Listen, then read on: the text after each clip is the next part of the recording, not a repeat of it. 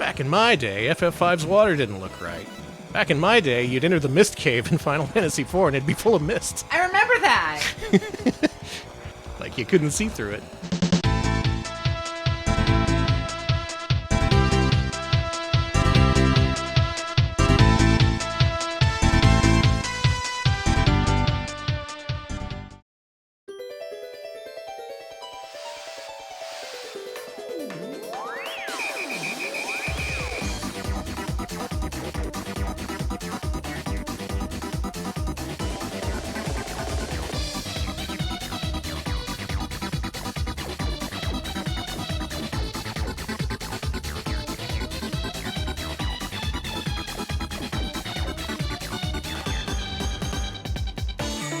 Live from Austin, Texas, where I just ate a really big burger, so you have to be nice to me. It's Retro Pals with Danny and Alex. Hello, Alex. Hi, Danny. I also ate a very big burger. We ate at Whataburger because we're Texan, and I think we're paying with it with our lives. Yep, it was Wada-sized. It was good. I don't regret it.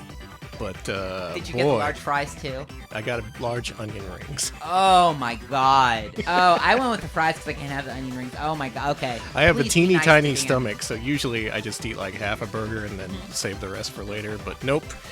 Tonight, I decided to eat the whole thing, and now you have rare insight to my burger eating habits, so Ew. use that as you will. Prepare your YouTube hit piece right now. Prepare your video essay. It's Retro Pals. Hi. What the hell are we doing? Natsume. Yeah. This week we're playing Natsume games. If you tuned in for our Wednesday stream, we played Natsume games for the NES and Famicom, diving into their history for both US and Japanese releases. We found a lot of good action platformers, we found some really weird stuff, and we basically just explored everything the company had done. If you missed Wednesday, basically what makes Natsume special is they're a spin-off of Konami. A bunch of developers decided to split off in 1987 because they were like, we can do this. We can make games just as good as Konami. And instead of being full of themselves and it turning out to not be true, it was. They made really, really good games. And they handed them out to a whole bunch of publishers. So if you ever saw Jalico making like a rare 9 out of 10 game, that was probably a Natsume game. So we're continuing into the 16-bit era tonight. We're going to see where the 16-bit system, the Super Nintendo, took Natsume. This isn't a guaranteed path to success, by the way. I want to emphasize this. Back in the day, a lot of companies had difficulty transitioning to the 16-bit systems. Sunsoft is the company I think of the most when I think of this. Like, their 8-bit output was like best of the generation. And then for the 16-bit output, they were all like, just hand the Roadrunner platformer to the guys who made Shadowgate. That'll be fine. Games is games, right? Yeah. So Natsume could very well trip up tonight, and we'll have to see how they weathered the new 16-bit hardware. That's our goal tonight. Let's go. Real quick, I got some folks to thank. Thank you. All Hail Magambo, 61-month resub. It's tail time. It is. Oh, it's tail time, all right. Thank you, Broken Scholar. 61-month resub. Serious fun indeed. I'm serious about fun. I'm still serious ever since Wednesday. Thank you. Thank you, Nick Chaotix, as well. 41-month resub at tier 2. Thank you. Oh, wow. Thank you. 41 months. Does that make my sub retro? Yes. Yep. It is now officially retro. Congratulations. You can enjoy the benefits associated with the retro category here on Twitch, which are, I don't know. Lower viewership. Yeah. All right. No. Okay. Let's hype things up because Okay, let's go. we got some stuff for you to play tonight. Some stuff for you to see. Some video games. We're gonna do these chronologically, just so you can see how the company progressed over the years. Starting off in 1992 with the company's first release for the Super Nintendo here in North America, a game called Spanky's Quest. It felt like, didn't we stream this just recently? We have streamed Spanky's Quest recently. We're always finding an excuse to play some Spanky's Quest here on RetroPals. I don't like that. I wish there was a little less Spanky's Quest. I like this guy, frankly. I like think he's Spanky? okay. I'm a big fan of Spanky. If you read magazine ads at the time, this game is approved by Archie. Yes, that Archie from Archie Comics. The box art for this game was shown in one of the Archie comics, like within one of the stories, like Jughead was playing Super Nintendo games, and one of them was Spanky's Quest. So if you want some good, clean fun, trust Archie and trust Spanky, the monkey. I guess Jughead loves Spanky. Game Quarter, thank you for the 69 you, months. 69. Nice. Nice. Perfect timing, too. They knew what they were doing, naming him Spanky. They knew. The thing is, I don't think Archie knew. I think Archie was just like, wow, Spanky, what a funny little name for a monkey. Surely that means nothing. Anyway, I'm off to date 2 girls at the same time. He shouldn't do that, but what do I know? It just gets you into trouble. Tell them about it, at least. They're probably into it. Sepasai, thank you for the 50 bits. Thank you. Yeah, Welcome to Natsume. I think Riverdale Do you think in Riverdale Archie, you know, because Riverdale Archie is like the sick, twisted Archie? What video games do you think they play? Like Rule of Rose or something? He probably plays like Hong Kong 97. God, he does. He plays that that prototype of Toho Kenbun Roku with all the slurs. Yeah. Dot Level, thank you for the sub. Thank you. 56 months. Thanks. 56 whole months. Thank you. Welcome to Spanky's Quest. We're going to get to the point where we're streaming this every week, so better get used to it. Danny, I really don't want to be a Spanky streamer. I'm sorry. Can I just veto that right away? Why not? Because I would have to call myself a Spanky streamer. I hope you understand why I object to that. It's the new meta. Game where you bounce some bubbles on your head, and then after multiple consecutive bounces, the bubble turns bigger, and you can turn into sports balls that destroy your enemies. Okay. You know, video game stuff. I kind of like this. This is like a weird, twisted take on the Bubble Bobble formula, where like you're going in all these arenas trying to take out all the enemies. It's not necessarily a progression-based platformer. It's one of them arena combat games. Good basketball. I could do better. You could? Now check this out. Yeah! That was sick. Okay, that was good. That was good. Okay. That's that gaming satisfaction you get from Spanky's Quest. I can't really think of another game that does things quite like Spanky does. And that's why I kind of like him. There aren't so many Spanky's Quest clones that were released in the years afterwards. Danny, would you say you're spanking the competition with this game? I would never say that. Are you sure? No. Are you sure you wouldn't say that? Sorry. This game's... the way the balls interact... I'm so sorry I put it that way, but the way that they act when you pop them makes the game really interesting when you have a whole bunch of enemies running around on screen, and especially when you start to deal with bosses. Yeah, I've noticed that each of the balls has a different pattern when it releases, and I think that's really interesting. Yeah, the volleyball covers like a wide area, and the basketballs just cover like a huge swath. Let's summon the basketballs. And then the soccer balls just kind of are like a rain of soccer balls straight down. So I'm not sure if this is what people wanted from the Super Nintendo in 1992, but I don't know. If you really like the old stuff like Bubble Bobble, the intentionally retro-style games, you might like Spanky's Quest. I don't know about intentionally retro-style games. Not into it.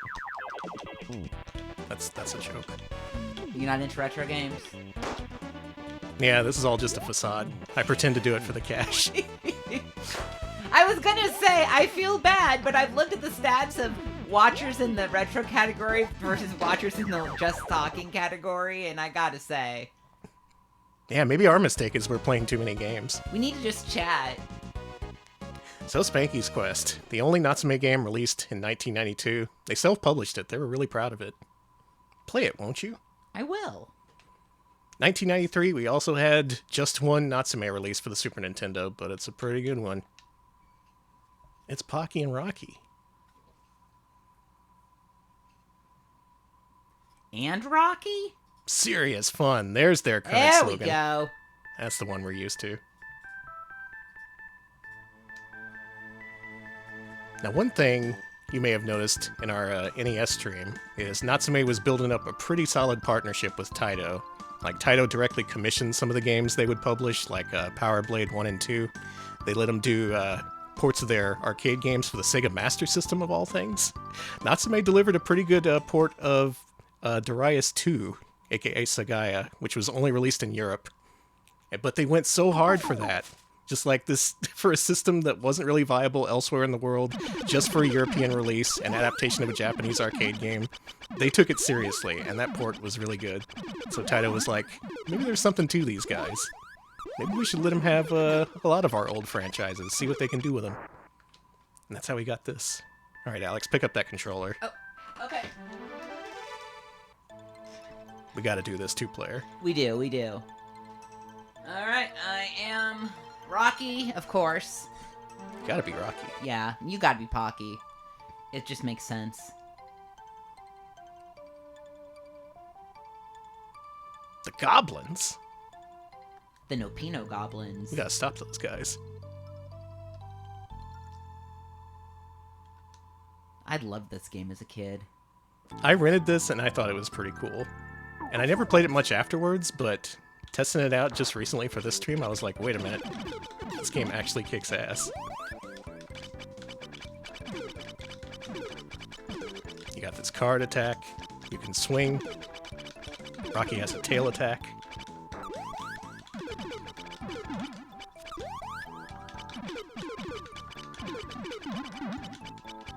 There's also that remake that came out. It was either last year or the year before. And man, that is one beautiful-ass game. If you haven't seen it, look at the graphics on that thing. They still got it, those Natsume guys.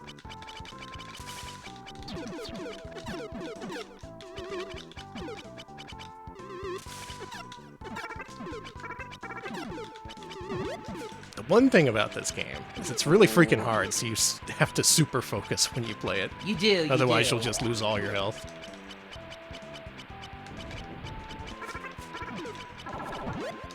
Yeah, that slide attack. You want to try doing that? Wrong button. Okay, let's do it. Slide into me. Okay. 1, 2, 3, go. 1, 2, 3, go. There you go. Get him, Rocky. That's like a speedrun trick. I'm pretty sure you can use that to kill a lot of the bosses faster. I'm back, don't worry. Welcome back.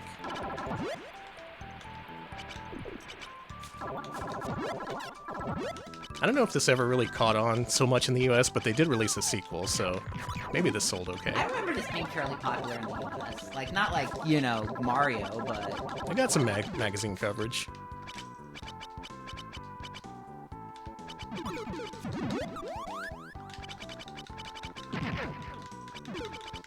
Really good sound effects in this game, too. Very punchy. That was the thing we noted separated Natsume from a lot of other developers in the 8-bit era. Like, they had games about punching dudes, but the audio-visual feedback you get was, like, really satisfying. And that's why they made so many games about punching dudes. So many punching dude games.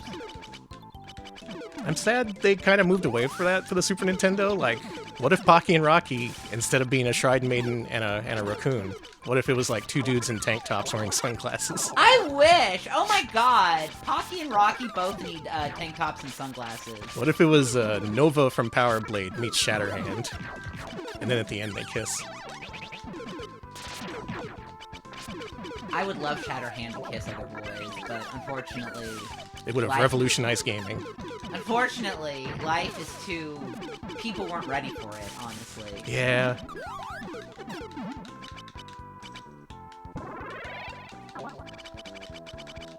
Alright, time for enemy. Still waiting on that gay prototype version of Pocky and Rocky to come out. Haha, I am your adversary!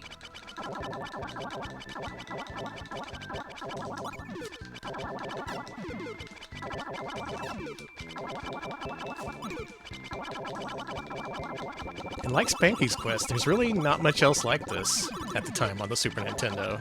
Like, it has elements of a shoot-'em-up, but you're ground-based. You're also just regular-based. Yeah, I mean, Rocky is pretty based. We did it. Gotta get his bowl for the secret cat. Come back here! What a good game. So, highly recommended Pocky and Rocky for the Super Nintendo. So far, Natsume is 2 for 2 as far as I'm concerned. Yeah, these are really good games, Danny. Yeah, they don't release many games, but the ones they do, like, not only are they good, but they're also unique, so they're, like, memorable. Really, really good stuff. Okay, 94. This is a big year. In 94, something big was happening in the world of children's television. There was a certain localized show that started to catch on, and they couldn't wait to make video games about it. Let's play some Mighty Morphin Power Rangers. I think this one is single player, so you can sit this one out if you want. But eventually they do add 2-player. Alright, cool.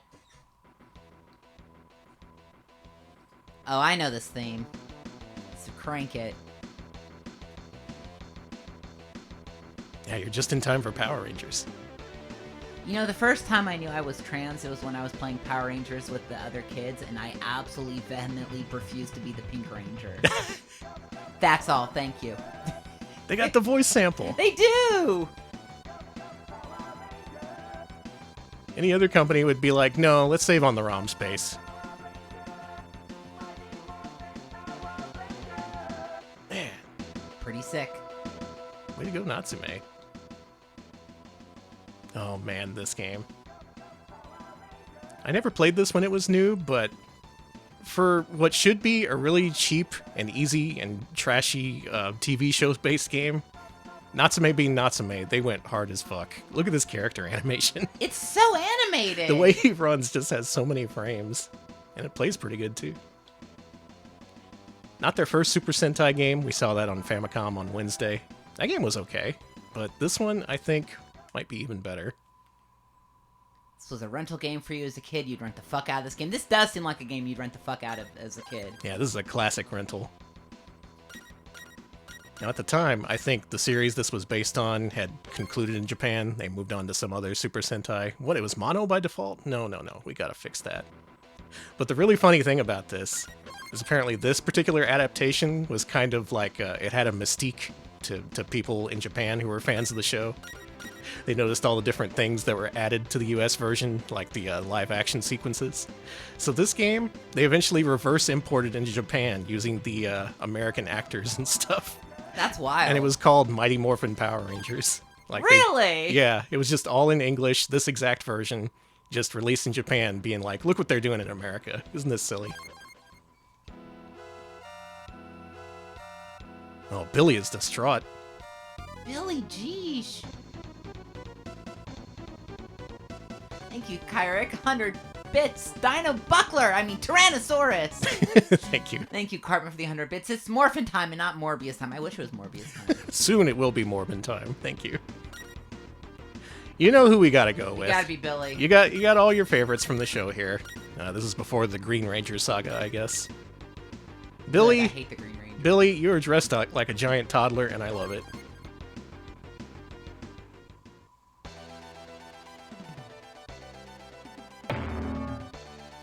I guess I deserve to be banned, yes. Good, Billy, take a few breaths. You can do this. Are you okay, Billy? You can do this. Now, the art that Natsume produces is so good. It's so full of character. Like, look what happens when he punches. Oh my god!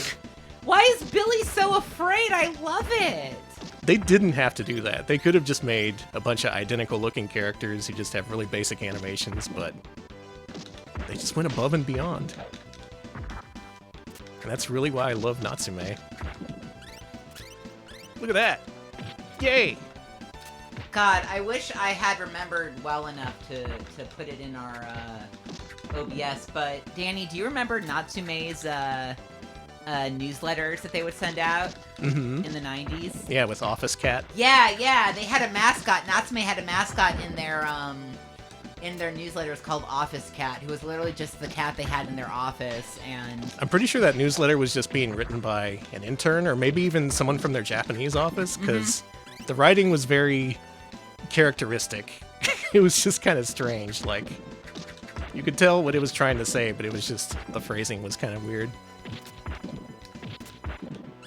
Didn't like the cat we saw at the end of the level in Pocky and Rocky. Office Cat claimed that was their mom. Yeah, that's what I was mentioning that, because I was going to mention that Office Cat claims that's their mother.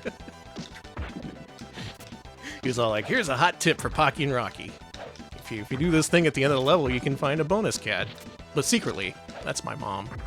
I love the idea that Office Cat's mom is popping up.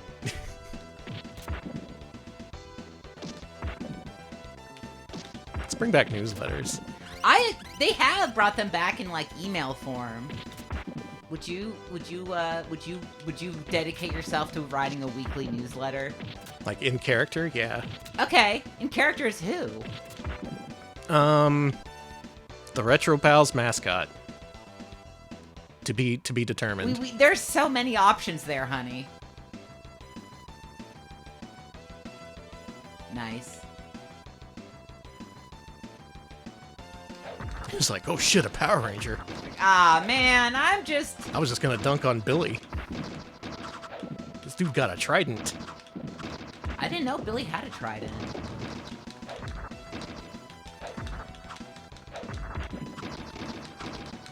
There's probably something you can read into this, where Billy is like so timid and uneager to fight, and then when he transforms, he's all like, fuck all y'all. Mm-hmm.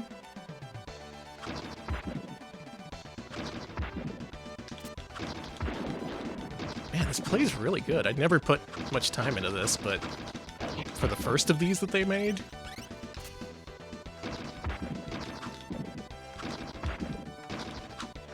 it's fun. That was my conclusion. It looks fun. I was just too busy losing myself in the moment. Losing yourself in the Power Rangers. Oh, losing shit. yourself in Billy's eyes.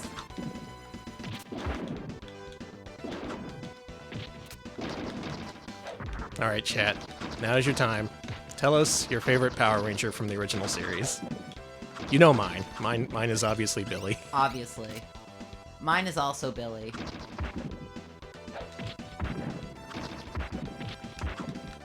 Mario, Billy. Oh, we got a lot of Billy fans. Nice. Kimberly. Who's Phil?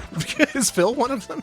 Bulk and Skull. Oh, good answer. Yeah, Bulk and Skull are my favorites. They're honorary Power Rangers. Zack. Mm-hmm. Tommy. Uh-huh. I think a lot of people were Tommy heads back then. Oh my god, I had such a crush on Tommy. All the evil girls, Green Ranger did, yeah. turned the redeemed White Ranger.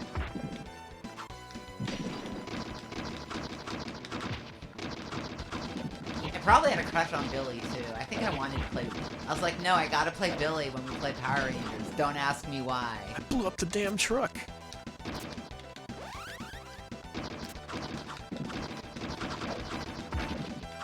Shouldn't they have not included the ability to blow up the cars? Isn't that, like, repeatable violence? Well, I mean, you're breaking glass, too. I don't know about repeatable violence. Do kids... Did any kids try to punch a car to death after playing this game? Well, did they try to punch a car to death after playing, like, Final Fight or whatever? Oh, true. Like, there are plenty of games where you beat up cars, but I don't remember there being a phenomenon of children beating up cars. Unless I'm wrong. Chat?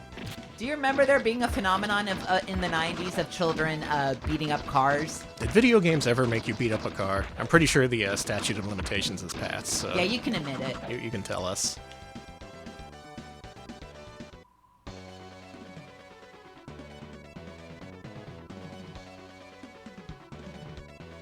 Alright, Sword Skeleton, you're going down. Skeleton Man. Triceratops!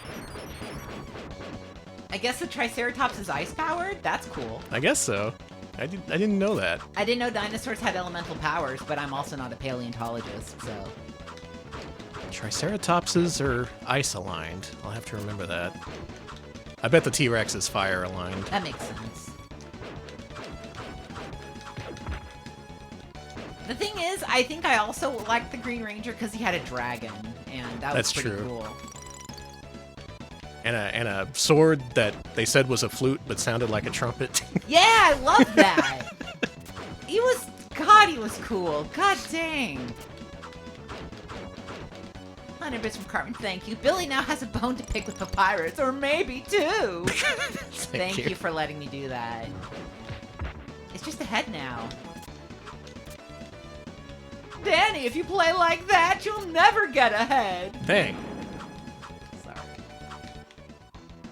Yeah, I guess Cybertrucks are gonna be what people beat up now. Danny, did I tell you I saw a gay Cybertruck? What made it gay? In real life. What made it gay? It had a wrap on it, and the wrap was a rainbow gradient. Okay. The gay Cybertruck. I don't know either. It was so strange. I was on the bus, and the bus lady, it was like City Transit, she was just like, she's like, that's the first one of those I've seen that's not ugly. She's like, I've seen the other, oh, they're ugly. And I'm like, oh, we were talking all about how ugly they were, too. I was like, oh, yeah, they're very ugly. Finally, a Cybertruck owner with taste. It was just really funny. Yeah. That's literally what she was saying. I was just gonna play this forever. We should move on. Power Rangers, really good, really popular. There's more of these games, so get ready. Next in 1994, did you know Natsume had their own wrestling league? They did? Natsume Championship Wrestling.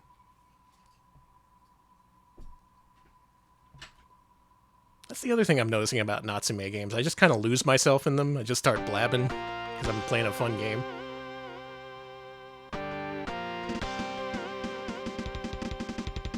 What? Sorry, the drums are going in a wonderful way. The drum pattern was cool.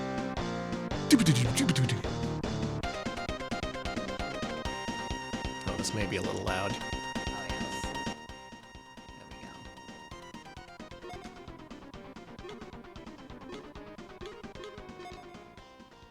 Alex, you want to play this one? Yeah. Let's do it. All right, let's kick some ass. 2 players tag match. I have no idea how to play this game. All right, Alex, which team are we? Fangs and Bruto. Who are these characters based on? I don't know. I think Bruto's supposed to be Bruto's butler. Could be. M. Roach. Who did you say to pick? Fangs and Bruto. All right, you got it. Oh, you need to pick your own team. All right, so this is 2 versus 2. I'll be Conan and Python. Sorry, I can't be Bruto.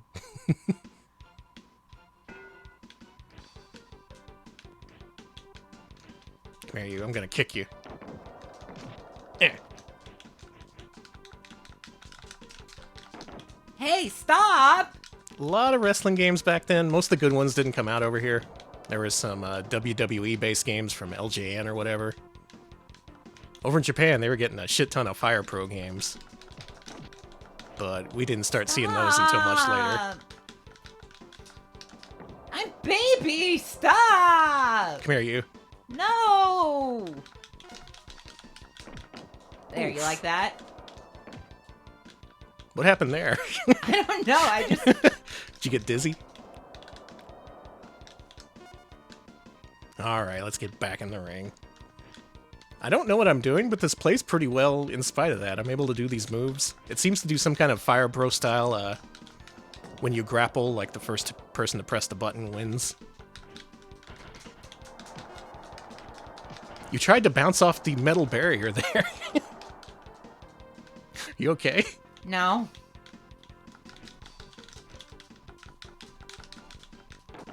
Ow! I'm Conan! I wrote for The Simpsons! Stop it! Show some respect.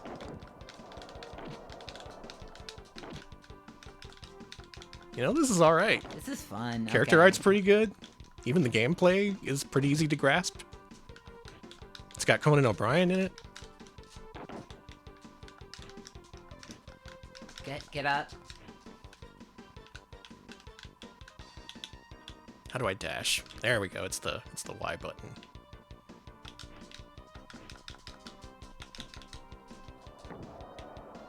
I'm really good at throwing you out the ring. I wish you wouldn't.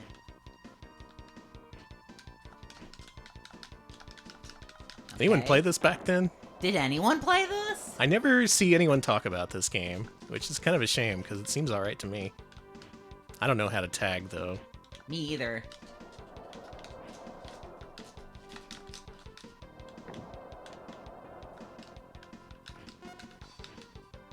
Are you enjoying my classic move, the body slam?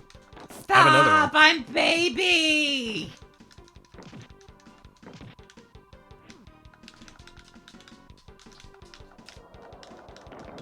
Ow, you gotta let me. Drive. You gotta let me win. I ate a big burger before the match. You not fair. I ate a big burger too. I think that would be worse if you were a wrestler. Oh yeah, that's no good. Ow! Stop! Ref, what is your issue? Yeah, this is good. This is normal. Ooh. No!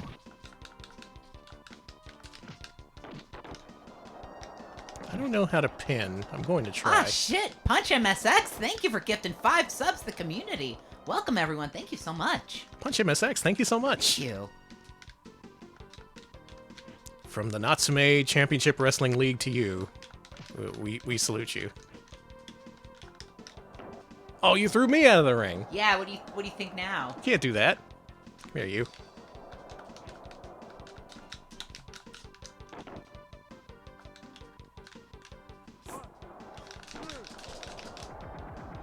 Oh no, you enabled auto fire. I think I turned it off. Okay. How did I do that?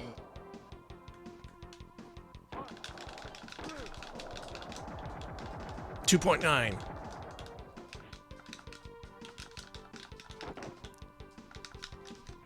Our tag partners are like, why did we even come to the ring? What's going? They're bored. Are we still gonna get paid for this?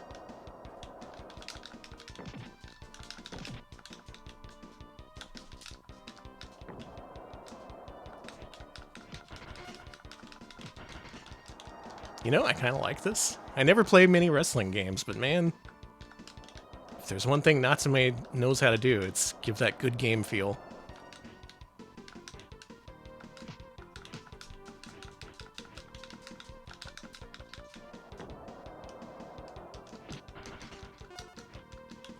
Maybe it's just because I'm winning. I was gonna say it's because you're winning that you like this.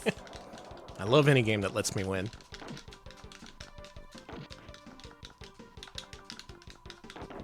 All right, now your ass is grass. Yeah, we win. Give it a 2.5. That was good. Tag partner coming in like he did anything. Now you know who is number one. I hate to fight with this guy. If we were fighting with someone I liked, it would be different. Natsume Championship Wrestling. Not too bad. Gotta hand it to him. Alright, also out in 94. Oh my god. Now, this is a hell of a game for you. Anyone hear of the Ninja Warriors? I know you haven't. This is your first time playing, right? You've never heard of Ninja Warriors before? Yeah, this is all new to me. I really, really like the Ninja Warriors remake they made for PS4 and Switch. Over here it was called Ninja Saviors. I have 1cc'd that game so many times. It is so much fun. Mm-hmm. Danny's a Ninja Warrior freak. This was also a pretty old arcade game at this point. That was released in, like, what, 86 or 87? So to bring this back out of nowhere in 94, I think they just had a lot of confidence in Natsume that they'd do something special with it. I gotta play it right now. Yeah, that's what I'm feeling. I'm, like, always in the mood to play that Ninja Saviors. And yeah, original arcade game was on 3 monitors. Really? It was one of those ultra-wide games.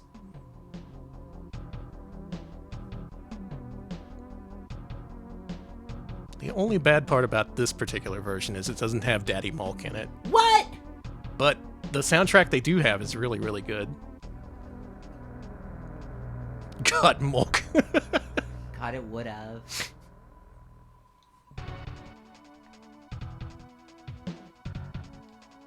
Also, unfortunately, this game is only 1 player. That's okay. You gotta sit this one out. The Ninja Warriors again? Yeah, that's what that was called in Japan. The Ninja Warriors again. Again?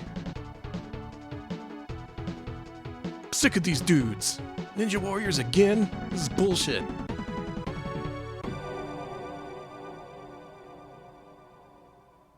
God, what a game.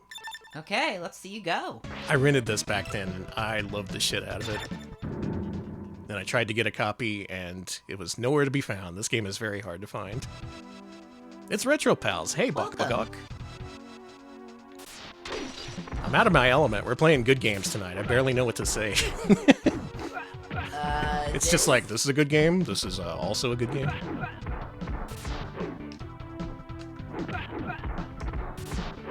I think the big pro wrestler ninja is my favorite character in both this and the Ninja Saviors. Because he has this move where he just spin dudes around and hit on both sides. And you can, like, break them over your knee. The thing I've mentioned so many times, that Natsume has really good audio-visual feedback for punching dudes, that's basically what this game is all about.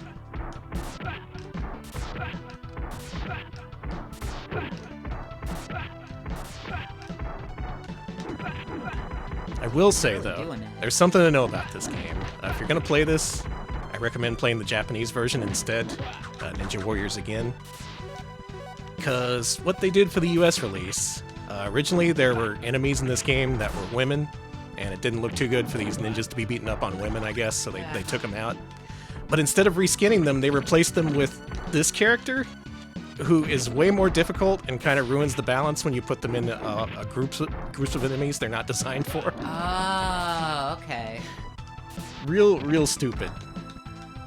They literally could have just redrawn the women, like they did for a final fight. But instead they just kind of ruined the game a little bit. That's no good. These clawmen are the worst. Luckily there's still not many of them, but there are like 3 times as many in the US version than the Japanese version because of that. Love watching you toss guys. It's so much fun.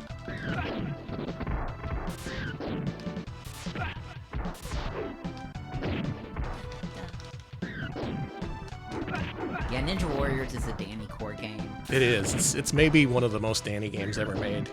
And beyond, thank you so much for the raid. We are going through Natsume games on the Super NES and Super Famicom.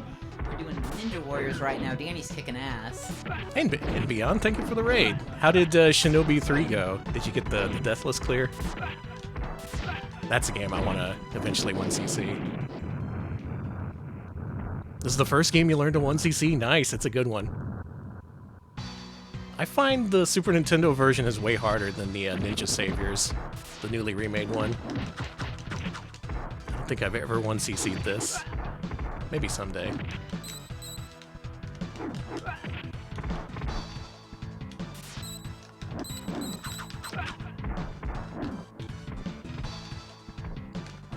The universal fun of just chucking dudes at other dudes.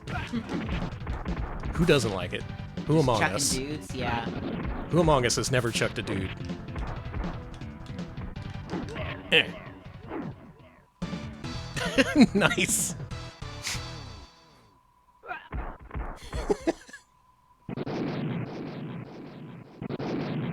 You had the game crash on the final boss? What? No! But you did get the Deathless Kunai list. Wow, you did it shuriken list. Oh my god. Damn. Congratulations. Sorry, honey. I want to say fuck the rest of the stream. I'm just going to play this, but You can't. we kind of have more things planned, so let's move on. One of my favorite Natsume Super Nintendo games, to say the least. It's good stuff. Also in 94, our friends are back.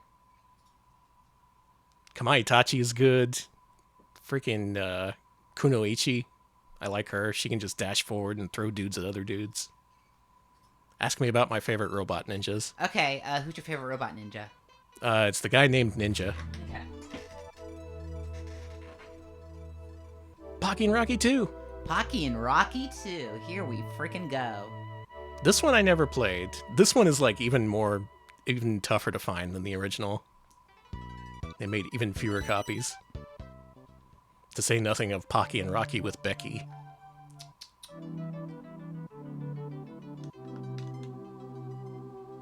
Pocky's practice stage. Good luck, Pocky. Looks like it says Porky's practice stage. Danny! Are you able to join in?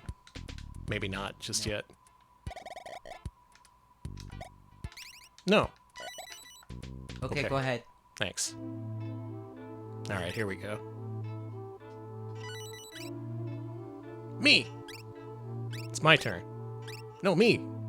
Me. No, am I picking? I think so? What? Okay. I don't know who's who, but we'll see. Exotic Country Road. Take me home. Yeah, it is kind of weird you had to unlock multiplayer and reshrined. It's usually just a one-player game until you beat the game. Yeah, there you are. Whoa! Whoa! We've combined forces. Shrine Maiden and Raccoon in the same creature. They said it wasn't possible.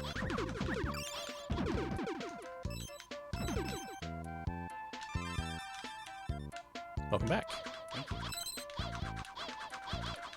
So who has played this and the original, and which do you prefer? I'm trying to press the right button and it keeps doing that. You just want to merge. No, I want to shoot. What button shoots? Carmen 100 bits. Full Metal Alchemist. No, it's Pocky and Rocky too.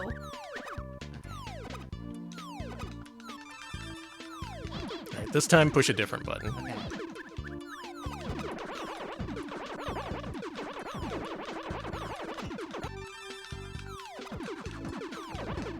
There we go. Big explosions.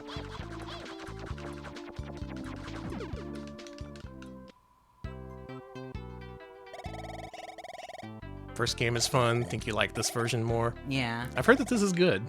I just never actually played it. Left path is full of goblins, you say? Alex, it's goblin time. Aw, man.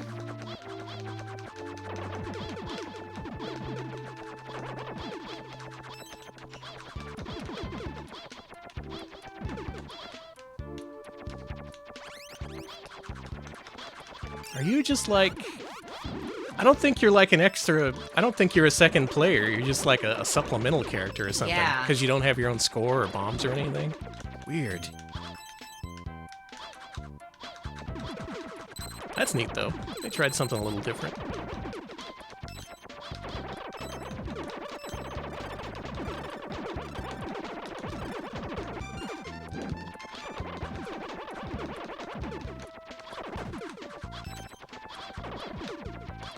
We're doing it to him. I'm throwing a shit ton of Yu-Gi-Oh cards at these guys.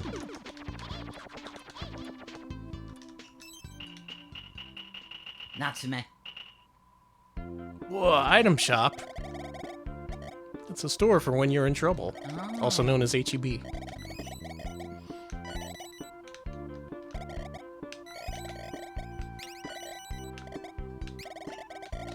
Let me out of here. Let me out of here.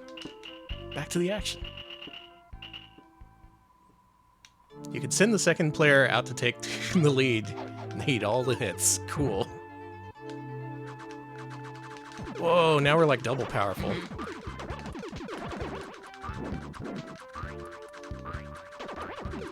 I'm just gonna forge ahead.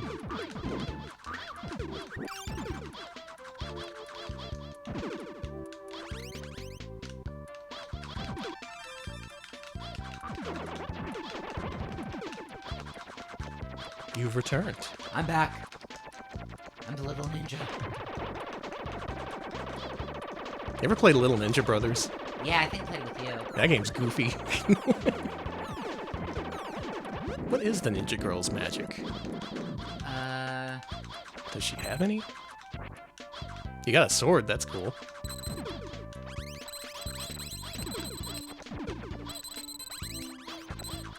Look at big freaking Yu-Gi-Oh cards! They're huge!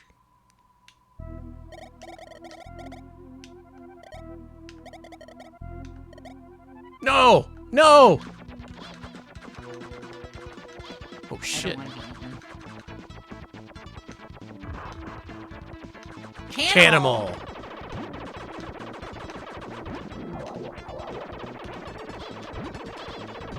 He doesn't seem to like these giant cards.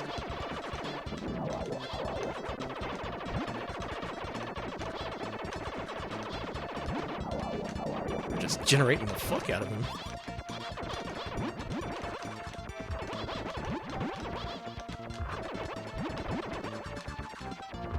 Alex, I think I like Pocky and Rocky. I think I like Pocky and Rocky as It's well. really I'm fun. having so much fun. I'm like, game commentary, but fun game. No, I'm just having fun. It's fun to shoot the guys.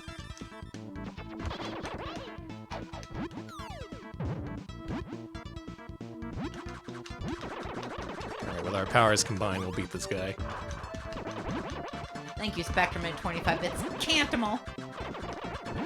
Are you a Canimal or a Cantimal? You decide. No. Oh, okay.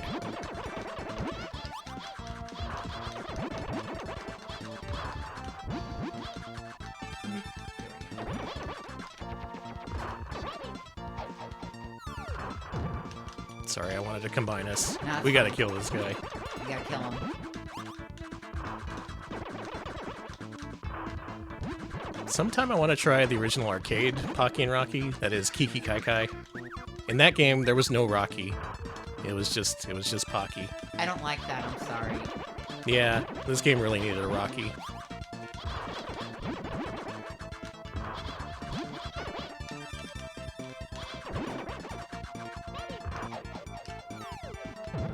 Good call.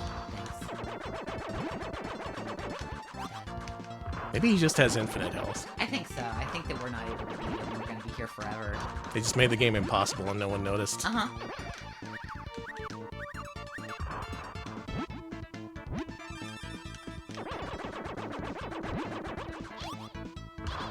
Die already! Oh my god, girl! Seriously.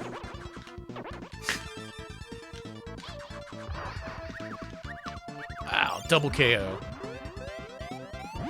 Well, we couldn't even beat the first boss. Well, we couldn't get past the first boss. Our gamer cards have been revoked. Now we gotta reapply at the Texas DPS. Still, Pocky and Rocky, good game. I have a feeling we're gonna say that about it every game tonight. Mm-hmm. That's 1994. So a small lineup, but man, every time they do release a game, it's like it's a belter, as they say across the pond. We're entering 1995, and you know what's still popular in 1995? What's popular, Danny? The Power Rangers. Oh.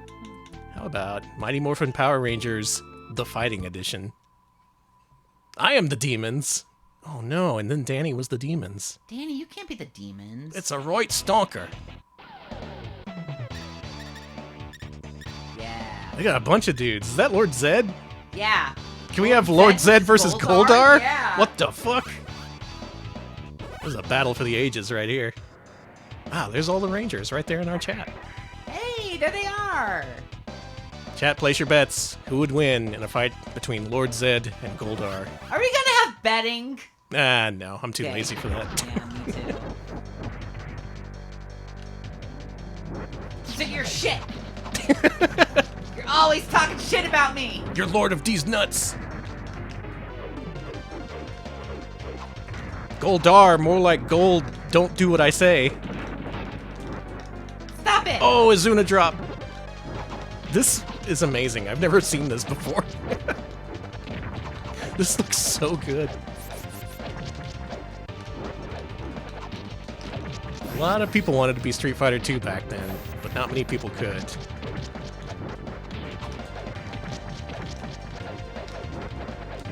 Kaboom, thank you for the bits. Thank you.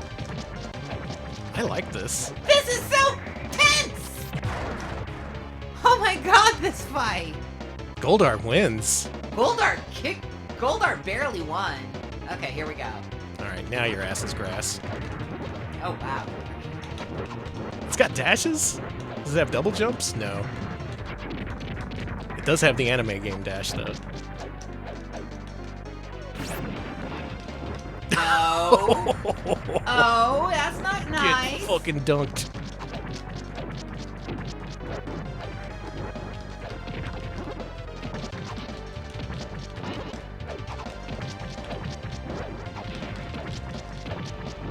I guess Lord Zed is the teleport character. No, That was you so got me. good. That was so sick. That was fucking That awesome. was my best move ever. I guess I just really wanted Goldar to win. It's about time. That guy has had it too bad for too long. I'm glad that he finally got his win. Glad to see a W for Goldar. I'll beat this guy. Wish you could be Rita. What? Lip syncer? Who is this? She's lipstick. Who is lipstick the lady? Sephora mascot. I wish Sephora had a mascot. That would be sick. She looks a little bit like the the dance emote that BBH recently added from Superior Soldiers. I like Goldarmers. Goldar's way faster. Oh. Yeah, there she is. Oh, this character got a double jump, so not everyone has a double jump, but it is in there. A triple jump? What? How many jumps do I have?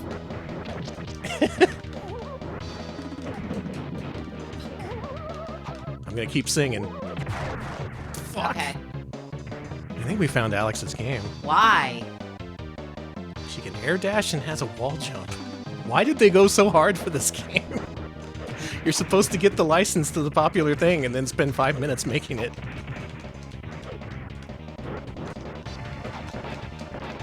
I'm not saying Natsume did it wrong. In fact, they were just the only ones who did it right. What the fuck? I found my character. I guess so. Alex, unstoppable. That was a perfect. Okay. Jesus Christ. We're quitting this now. You can't make me look bad. Okay. Mighty Morphin Power Rangers Fighting Edition. I had only ever played the fighting game for Sega Genesis, and this game shits all over that game. It totally shits all over it. Good lord. Alright, also out that year, we got another Power Rangers game, and this one is based on the movie. You ooze, you lose. That's true. That's what Billy says in the movie. That's true. I'm letting Alex go out on top. It's not rage quitting. No. Featuring Ivan Ooze trademark. You know, I've never seen the movie. What streaming service is it on? I don't know. I don't know either. Alex, I saw this in the theater. What? My younger sibling was a huge Power Rangers fan, so I went along to see the movie. And this one is a lot like the first game, except it's got 2-player mode. Nice. Rocky? Rocky? Look at them. They're all in here. Did they get a nerdier Billy for the movie? I guess for once I'll be the Pink Ranger. Okay.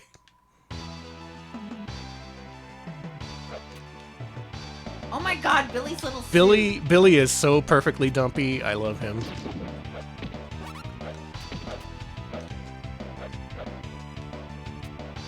This game has a lane switching mechanic a la Fatal Fury. You can push the L and R buttons to switch between lanes. And it's kind of funny because sometimes they have stuff in the way and you just like bonk against it.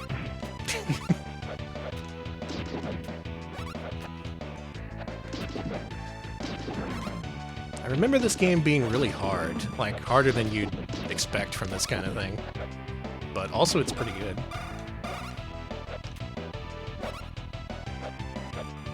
So folks, who has seen the Power Rangers movie, and how much do you love Ivan Ooze, the breakout character they introduced? I just remember him having a lot of ooze, a lot of blobbiness in that movie. I thought it was fun. I haven't seen it since it was new, but holy shit! I got run over by a car. I did too.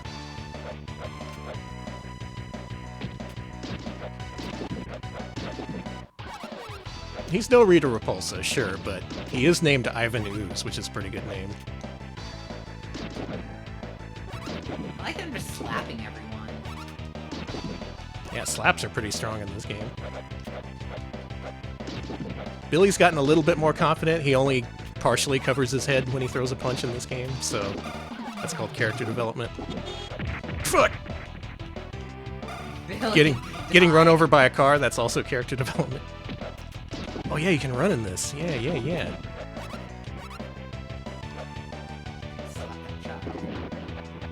Billy? Billy was hiding some grenades that he just threw out.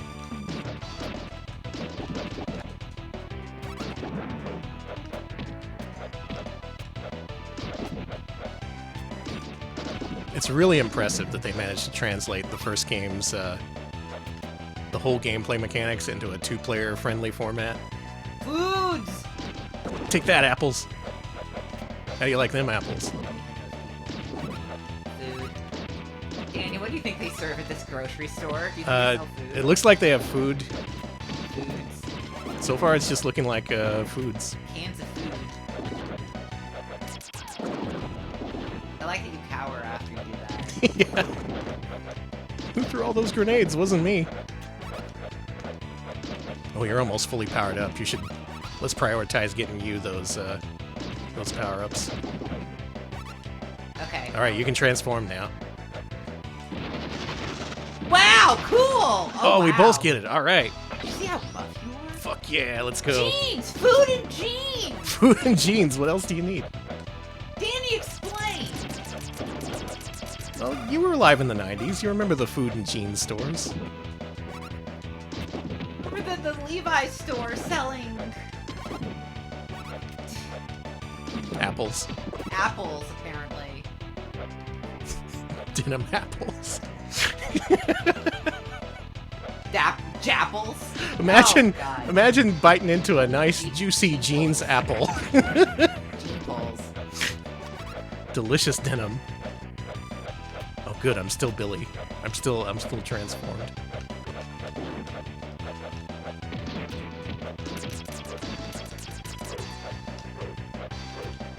Imagine all your favorite fruits, but covered in denim.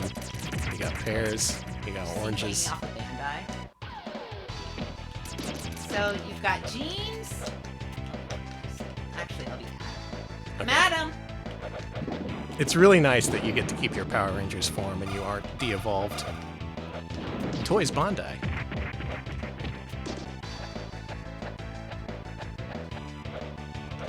Alright, who am I now? Let's be Tommy. Classic Tommy. Did he... Has his actor passed? I hate to bring this up, but... God. Yeah, I don't know. How many of the original Power Rangers are still alive? Not to get grim, I'm just curious myself. Tommy died last year. Oh, man. Yeah, that was recent. Oh, that's a shame. Yeah. I think Billy's still around, though. Billy's still around. You can't go dying. You're a damn Power Ranger. Danny, I hate to explain how life works. Power Rangers can't die, Alex. And yeah, the Yellow Ranger died a long time ago, actually. Yeah. That was a shame.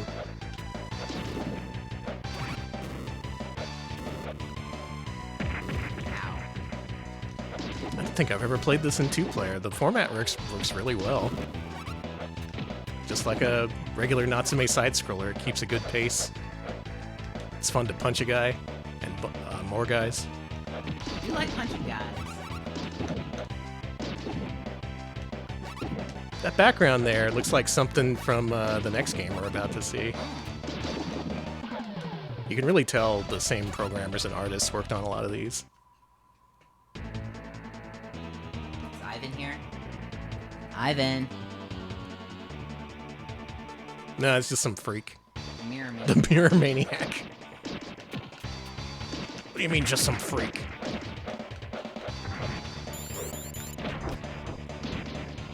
David Yost, still around at 55. You love to hear it. 55! Hello, happy Pride Month.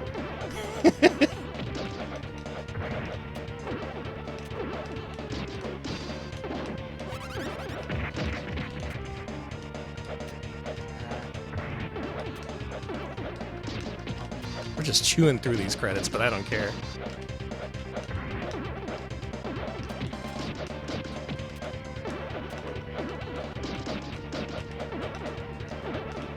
Sorry, I'm still stuck on the idea of Gene's fruit.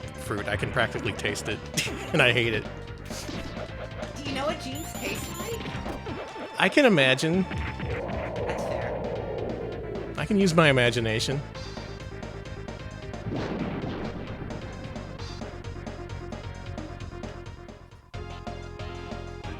Bite into a nice George. Janana. Next game. Oh my god. So, the next game they released in 1995. Holy shit, it's Wild Guns. A lot of people said I only did these series of streams just so I would have an excuse to stream Wild Guns, and yeah, you're right. You're absolutely right.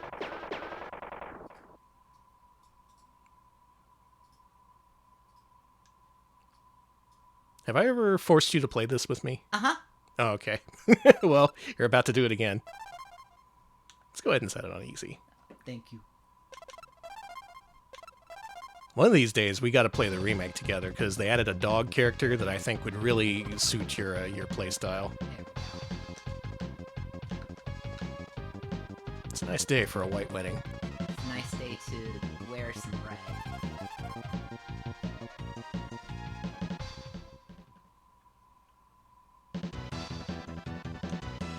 I was playing the shit out of this over the last week. I was like, Natsume, that makes me think of Wild Guns, and then I just did nothing but play this.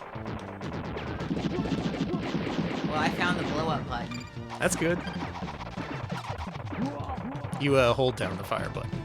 Otherwise, you do a lasso sort of thing. So this is a take on the... Oh, this is loud. Why don't you turn that down just a little bit? Yeah. This is a take on those gallery shooters in arcades. Games like Cabal, Blood Brothers, Nam 1975. I think I like this the most out of all of them. I tend to like those kind of games, too. The infamous Pirates, aka Pi-Ass, is another one of those games. They add a lot of stuff to make this really mechanically dense. And, like, it's just super fun to play once you finally get your head around it. Things like where if you tap the button, you start to throw a lasso like this, which stuns enemies. And of course you do that thing where if you hold down the fire button and hold left or right and push the jump button, you do a dodge. That's the big strat for this game. We just killed the shit out of that guy. Fucking rip. That guy takes a while in single player. Maybe I ought to teach you how to 1cc Wild Guns so we can get the world record. Okay. I fear I will fail you. Speaking of music, Danny, did you hear about Crazy Frog? No? What did he do? Oh, he's fine. Okay. It's just, you know those, that one big system of, touchscreen, like, jukeboxes called Touchtones? There's one at the, arcade at, friggin' pinballs and stuff like that. Have you ever heard of that? Yeah. Okay. Did you know that one of the things you can play is a song that is just Crazy Frog sounds called Crazy Frog Sounds? Yeah, I have. And it plays over the video of it. It plays over the whole arcade or bar or whatever. Yeah, you can. Do you want to do that next time we go? Because I saw a video of somebody playing it, and it's just literally like bang bang. There's no music. It's just him making Crazy Frog sounds. Effects. Yeah, let's get kicked out of pinballs. Yeah, I want to do that next time I go to pinballs just to see the reaction. I bet everyone will be really happy with me. I bet all the workers will love to hear Crazy Frog saying what he says. There was a game journalist friend I used to know. I'm going to keep them anonymous because of their crimes. Okay. One of their favorite things to do when they went to a bar is get drunk and load up the jukebox with credits and then play the song Surfin' Bird 12 times in a row. Nice. Depending on the bar, like, some people would just let them play it out and suffer through it, and then, like, some people on play number 2, they would just, like, unplug the jukebox. Don't do that. That's a very evil-coded thing to do. It's very evil. I think playing Crazy Frog once is less evil. Fuck this person. Yes! That's why I kept him anonymous. Yes, famous game journalist Peter Griffin. It is a pretty funny song to do that with. What would be your multiple play crime? I feel bad, but knowing that there's just Crazy Frog making sounds. Yeah. That's so tempting. I wonder if there are any other like spoken word like songs you could put on. Like what if you could put on John Cage or something like I want to know what avant-garde artists are possible. Alex, we're technically playing John Cage's 433 right now. Can you hear the sound in between the sounds that it's making? I do hear the sound. Yeah. Is it possible to steal a life in this? No. Yeah, it's for the best. Oh, man. This is why we don't play good games. Brain shuts off. I start talking about evil-coded game journalists I used to know, and the gameplay takes over the whole stream. Ooh, Wreck of the Edmund Fitzgerald. That's a good one. I think I would do Timothy. You know, the song about the guys in the mine who eat the other guy in the mine? Yeah. That would be great. I would play Timothy so many times. It's a banger song, too. So. It kind of is. God, I listen to it sometimes just because I'm like, this is a great song about eating someone. Not a lot of songs about eating people. You'd think there'd be more. There's some, but you know. Now that Vor is in vogue, you would think that there'd be more songs about that. You would think! I say only like 50% seriously. Like, that really should exist, but it for some reason doesn't. What am I doing? We need to move on. It's Wild Guns. This game's amazing. Definitely play it if you haven't. It is so good. But we're near the end of Natsume's reign in the US for the Super Nintendo. The year is 1996. We have 2 more games to show off. And one of them is Mark Davis's The Fishing Master. Okay. You hear this guy? No. There's a signature. It looks like the Bass Pro Shop logo. There he is. All right. I think they saw a niche. Maybe they realized by 96 there weren't many fishing games for Super Nintendo, so they just dove right in. Can you turn things down on our end a little? Oh, yes, a lot. In free mode, you can choose the season and other conditions. If you choose the spring, water will become warmer and the bass will be active.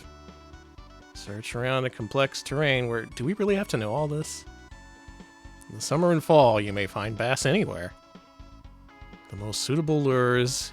Bass move to the warm, deep water. What are their interests? What are their likes and dislikes? They actually like this. They enjoy arcade games. Okay, do they like a lot of text? Can bass read? Yes. You can also change other setting. Mark, did you go to school? Don't worry. You can change other setting. No, I don't want you to repeat. I've never actually played this. Let's have some random weather. Okay. Yeah, sure. Yeah, what's his blood type? We have to know the fish's blood type before we can catch them. Okay, so I know that blood types mean different things in Japan. What does A positive blood type mean? I couldn't tell you. Okay, chat, do you know? Chad, are you up on your blood type pseudoscience? Oh, this is beautiful. Look at this. It's like I'm there. A plus means you're cool and good. Okay, that's good. I have to tie my lure, apparently. How do you do that? Shit, I can 1cc Wild Guns, but I can't fish to save my life. No, I'm sorry. I guess we gotta change the lure. Oh, give me that crankbait. Give me that deep crank. Type A means anchovies, type B means bass, and type O means octopus. That's delicious. Oh, okay, that explains it. And we're fishing. Miscast. I'm up, dadgummit. Did he say damn it? He said dadgummit. Okay. Oh, we lost our lure. What the f...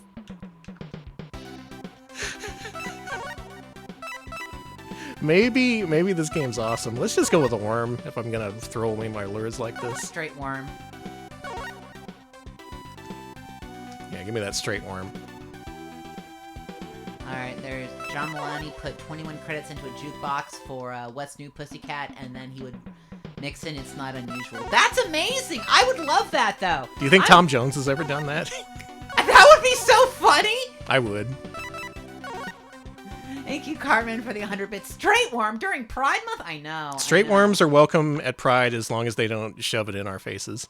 Mm-hmm. As long as they're chill, straight worms can show up. Our fisherman is not here to fish, apparently. Dude, come on. I know this is a late night stream, but okay.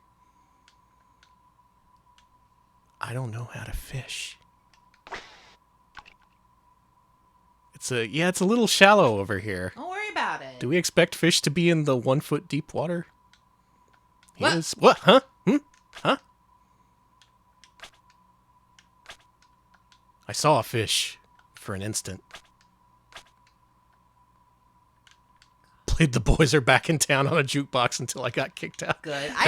That's maybe the ultimate song to play in that sort of situation. I wish I hadn't haven't learned about Crazy Frog because this is all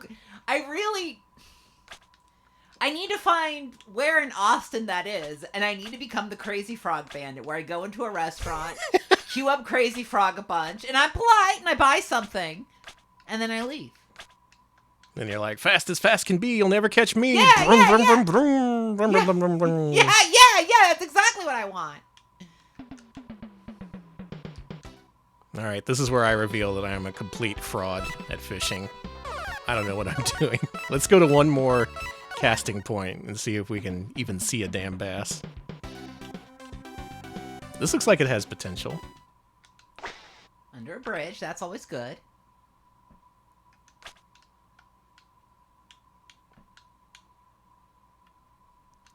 Yep. Just out here cranking it.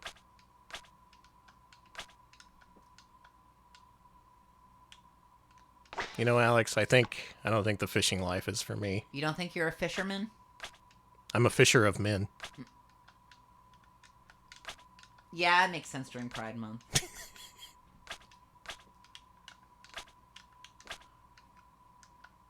Maybe the fish all left. Maybe it's a holiday. We shouldn't have gone during fish holiday. Danny, the angler Sarduce, a fraud? It's true. I'm sorry you had to find out this way. Sorry.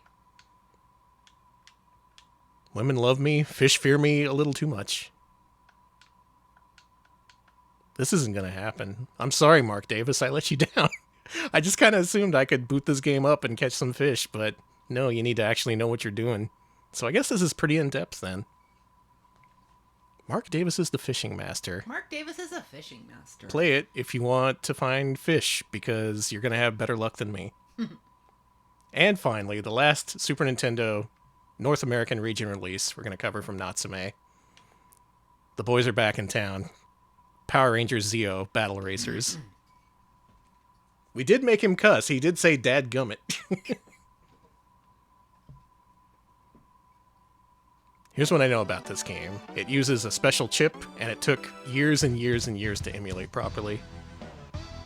I still have the Kiss My Bass. Good. Yeah, it's in my bed. It's in the bedroom. Shall we do this 2-player? Yeah, let's go.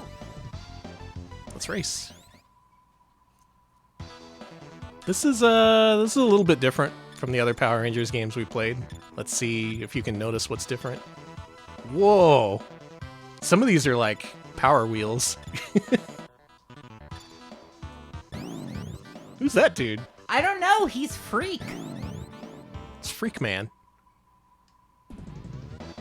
Cog. Yeah, whereas the other games were side-scrollers, this is just straight-up Mario Kart. They wanted that Mario Kart money. This is Mario Kart! Mm-hmm. What chip did this use? It wasn't like the SA1, was it? I don't think they sprung for that. They used some kind of compression chip. You know, kids today, they take for granted you can just play any Super Nintendo game, load up the ROM, and it just works. But way back when, a lot of people were sad you couldn't play Super Mario RPG on emulators. Yeah, back in my day, kids. There were like 20 Super Nintendo games that used the SA1 chip like that, and emulators just straight up didn't support it.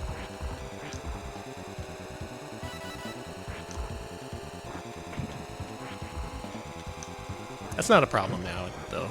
No. SNES emulation is pretty much a solved issue. Back in my day, FF5's water didn't look right. Back in my day, you'd enter the mist cave in Final Fantasy IV and it'd be full of mist. I remember that! Like you couldn't see through it. Is this car blombie? It's a little blombie. I like the jump. The jump is huge in this.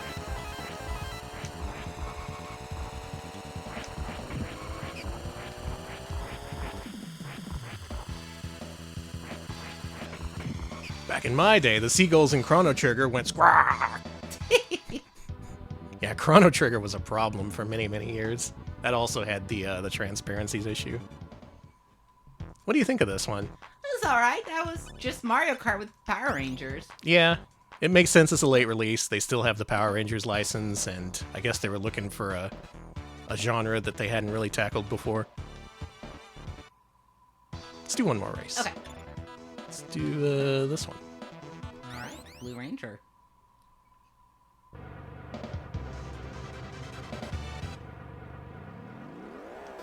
Wonder how rare this game is nowadays. Being a late release, it's probably like impossible to find. This is Koopa Beach. You're right. I see you, Natsume. I see you ripping off Koopa Beach. It's fine. Don't worry about Back in my day, you couldn't emulate sound echo. And everything sounded wrong. Yeah, I remember that too. We ought to do a old SNES showcase one of these days. I keep saying this. Or like an old Nesticle showcase. That could be the patron poll. Oh my god, I finally figured out a way to work that in. Old Nesticle versus old SNES. Old Nesticle sounds disgusting. it. Please don't do Old Nesticle. Do you have like powers in this game? Items, whatnot? I don't think you do.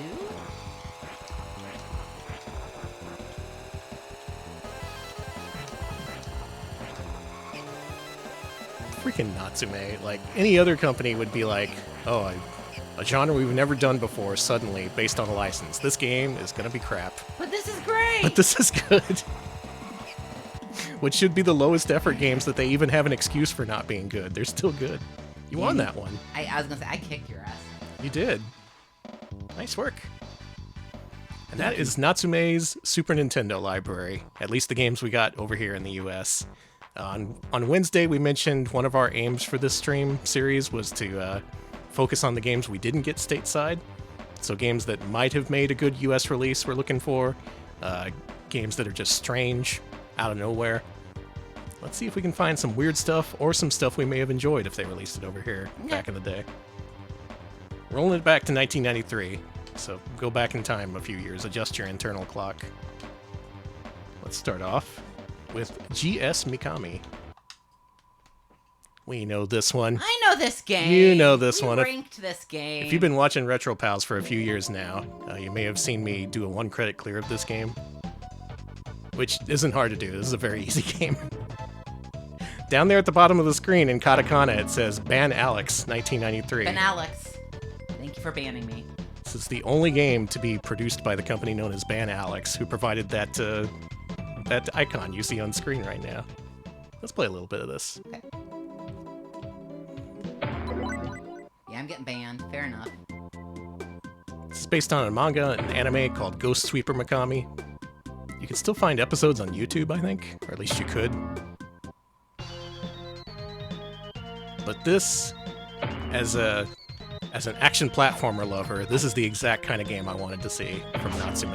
This game is great. Like I said, it's really easy. It's not going to challenge you, but man, it has got some charm to it.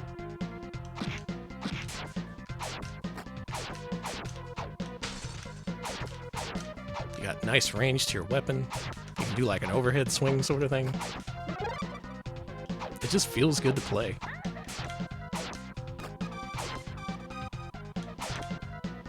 Anyone watching this play this, can you back me up? So I'm not just making outlandish claims that no one believes.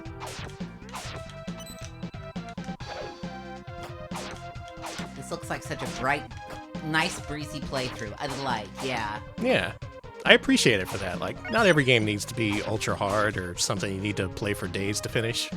Some games can be easy, and that's okay.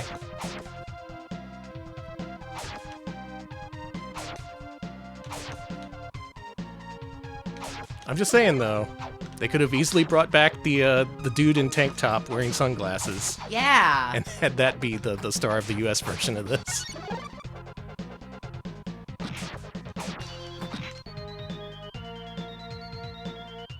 You could call it like a Guts Sweeper Michael. There you go, you can copyright that if you want. Gut Sweeper Michael, huh? Uh-huh. This would have been a good rental. Maybe that's why they didn't release it over here, actually, because they were afraid of games that you could easily beat during a rental.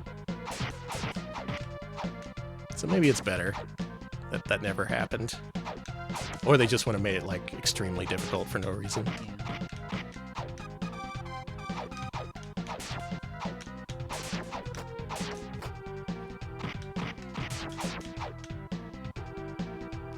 Gut Sweeper Michael sounds like a game starring a janitor. Could be.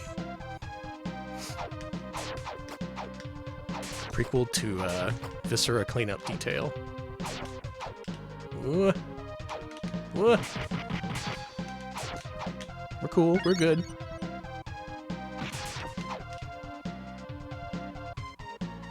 We're not going to see it, but my favorite part of this game has you shrinking down and riding on the back of a giant calico cat. I remember that! And that is fucking awesome. All video games need that. I All agree. video games need to include a calico cat.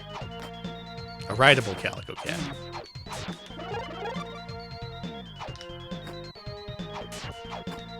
And this actually came before the Power Rangers games, so they already were able to make some pretty good action platformers for Super Nintendo, even as far back as '93.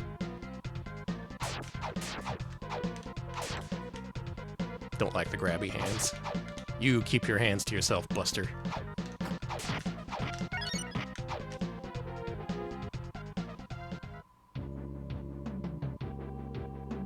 Man, that was like, when we streamed this, that was like my best night of gaming ever, because I 1cc'd this, and Psycho Dream, and Maju O, all within a couple hours.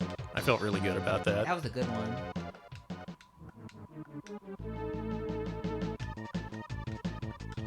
Though, to be honest, I got kind of lucky with Psycho Dream, and that game is nuts. I don't recommend trying to 1cc that.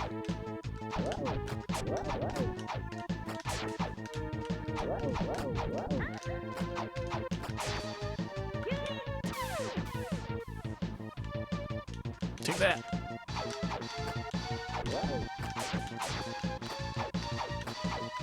What makes her a ghost sweeper, do you think? The fact that she's sweeping out ghosts like a cleaner. Oh, I guess so. Like a devil dumper! Yes! She's just like the devil dumper like. Oh my god! Ghost Sweeper Mikami, Devil Dumper Doors, it's all connected. That's true, I guess this motion that she's doing right now is a kind of sweep. Mm-hmm.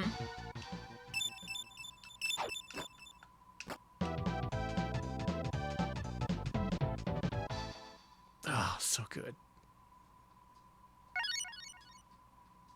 Even this, they just put their whole ass into, and I admire them for it. Okay, so also out that year was a game called Ushio Totora, which I wasn't familiar with, but is actually an action platformer that I'd never heard of before. Have you heard of the anime? Yeah. Okay. What do you know about the anime? It's got a tiger guy in it, which is why I was really interested in it, but I couldn't Is it this find guy? it. Yeah. Let's be this guy. Okay. It could be a Japanese loanword, yeah. Oh, this guy from City Hunter is called a sweeper too? Whoa! Holy shit! You're cool in this! Yeah. When I tested this out, I only played as the human guy, and he has like a stick, and he's kind of tiny, but in this you're a big monster of a man.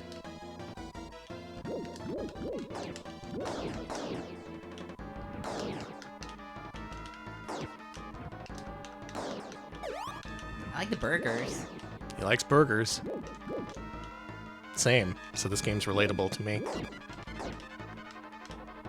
Oh, that was a good burger. I'm sorry the burger attacked you. I'm glad that... No, I'm feeling better for it now. Okay, good, good. You processed it? It gave me energy for stream. That's fair. Same here. I'm very energized.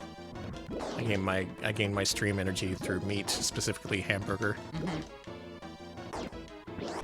This doesn't play as well as a lot of the other platformers from them I've played, but it's still above the standard that had been set at this time. Carmen, thank you for the 100 bits. It's amazing how Tiger Demon can jump 100 feet while dragging a whole batch of freshly cut wheat on his back. This is amazing. Thank you.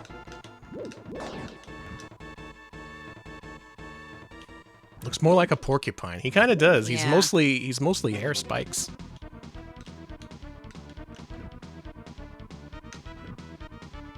high in this. Whoa! Whoa, creature! I can't reach him.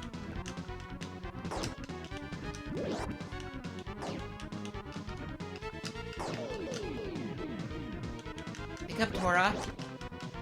It's alright, I got this. I think so. Let's call the Power Rangers. I mean, I guess we could get Yost here. David Yost, do you want to hang out? Probably not. That's fair. David Yost, you got any experience fighting yokai? It's just a lie. Oh, I found the spot. There we go. Damn it. It's okay. There you go.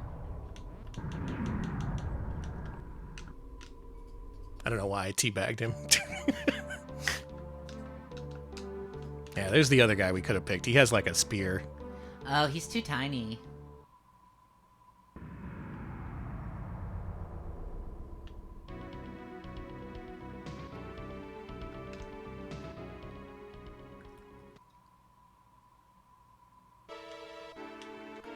Oh shit, big dude. So you've got another boss, huh? From what I've seen, this game seems to be mostly focused on combat. Like, there isn't so much platforming per se. It's just running to the right and hitting dudes. Which is what Natsume does best. Got his ass. Or did I?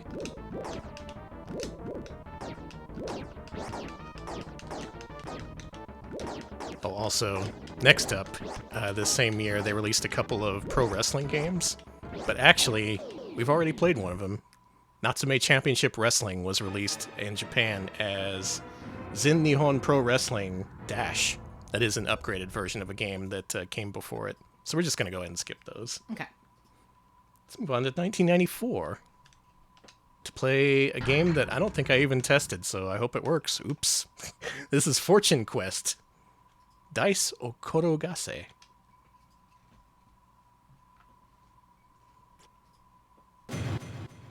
Zamuse.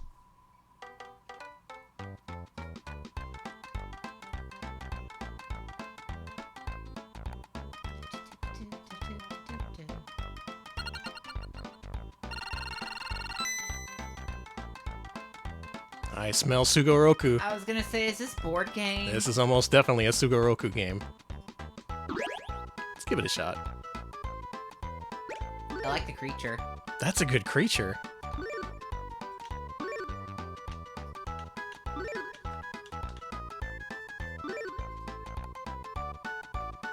Ah. Yeah. But Yeah. the creature! The creature! You gotta go where the money is. You can't just make a million Ninja Warriors games. You gotta pay for them, too. Yeah, that's a shame, I guess.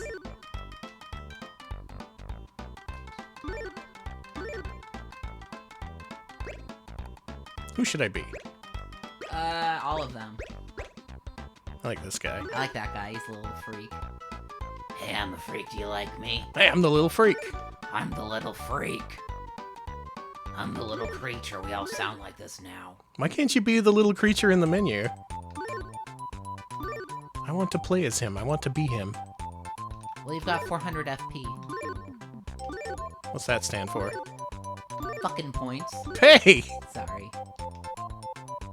Happy Friday. Sorry. Please accept your complimentary 400 fucker points.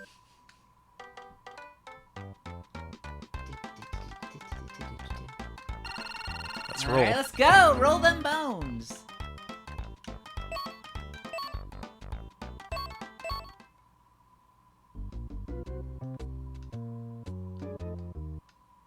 We found a card, I think. Alright, ma'am.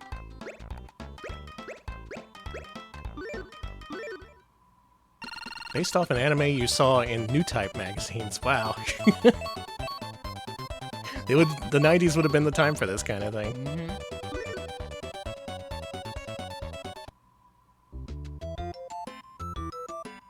I've said my piece on stream before about Sugoroku games, so I won't repeat it. But For what this is, this seems alright. Yeah, it seems fine.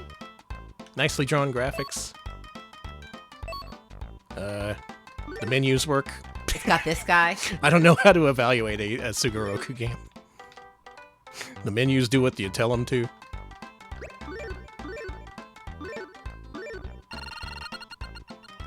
Hey, at least it's not Jinsei game. Mm-hmm.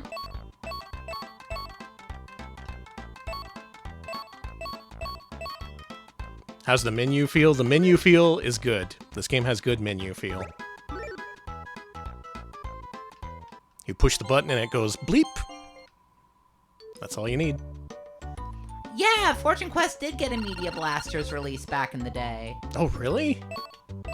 Wow. What was the anime if not a board Quest. game? I mean, what was it? What kind of show was it? Oh, I don't know.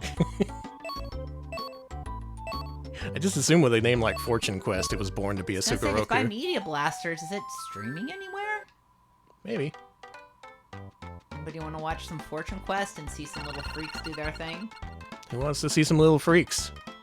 Watch Retro Pals. Alex, would your character be categorized as a little freak? Oh my god, yes. All my characters are little freaks. I don't like this guy.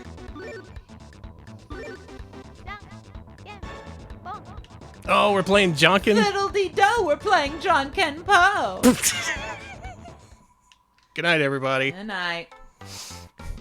I was hoping Alex wouldn't look at the screen and realize the Jester content was happening. No, sorry. You know how I play. I don't like Jonkin, and I especially don't like it when you have to play against a Jester.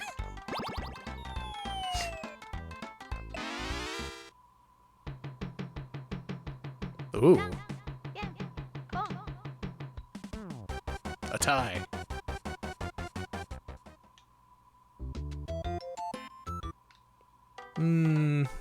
Yeah. This is a game you could play. Probably a good time with friends. Otherwise, it's Sugoroku. Not Jenkin, you're thinking Jenkum. Who? Whatever. Don't worry about it. I won't. You don't need to know. I see who did that now. I see what you've done. I'm trying to save people here. Fortune Quest for Super Famicom. You can play this if you want. As for me, I'd rather play our next game that came out in 1994. Shimono Masaki no Bassing? No fishing to bassing. What makes bassing different from fishing? I guess we're gonna find out. It's this one.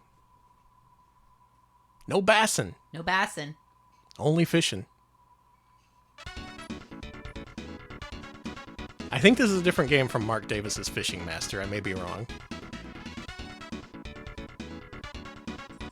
It seems different. Boys to men, fishing to bassing. I don't know who this guy is. He's no Mark Davis. I miss Mark Davis, honestly. Wow, never mind. I love this. All right, Alex, who are we? Oh, they're all... Wow, young... We gotta be the young, cool leather jacket fisherman. Yeah. His name is that. Oh, he has high intelligence. You wouldn't think that. I shouldn't make presumptions. Is it because he wears a leather... Are you anti-leather jacket? I'm sorry. I made a snap judgment. I just thought having a leather jacket, he would just be, like, not as knowledgeable as the older guys. Danny. That's on me. Many intellectuals dress in cool leather jackets and sunglasses, okay? Give me your finest spinner bait. That's how every Yale professor dresses, okay? Give me some of these. Give me some minnows. Just give me everything. How about one of everything? Could probably buy a rod. We should buy one of those. Yeah, the Fonz has a master's degree. Does he? I don't know. What's not? Oh, this is a whole freaking boat. Should I have saved some money for my boat? No, don't worry about it. You can just walk in the water. I could just wade in. Yeah, it's fly fishing style. Let's bass.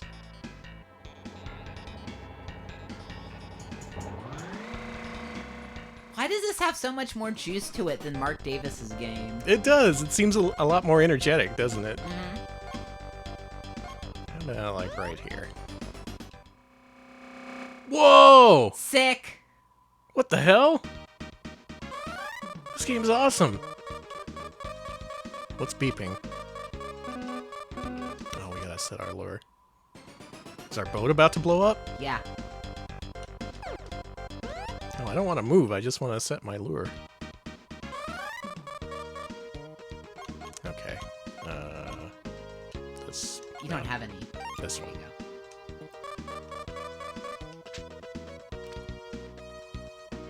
go. Ah. So, how's the life? Well, Professor Bloom earlier was playing the Wacky World of Miniature Golf for CDI. He's one of only 2 Twitch streamers I know of who has a working CDI, the other being me. So glad to welcome him to the club. This seems very similar to Mark Davis's Fishing Master, but also this is a little bit more exciting. yeah, it's got a better presentation. Yeah. One thing's the same, though. There's no fucking fish!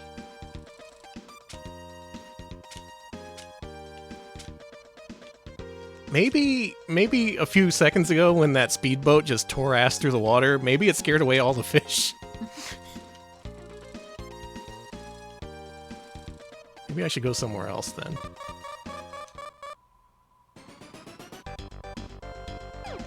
Let's go... Oh, the bridge. Yeah, let's go to the bridge.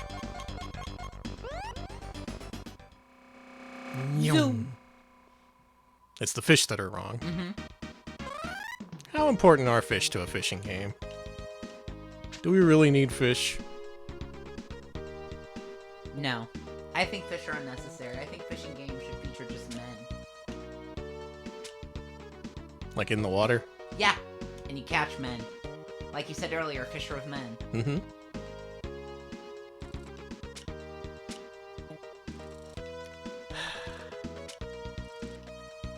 I hate to be defeated by an entire genre. I like to think that I can show off any game, even if it's something I'm not familiar with, but...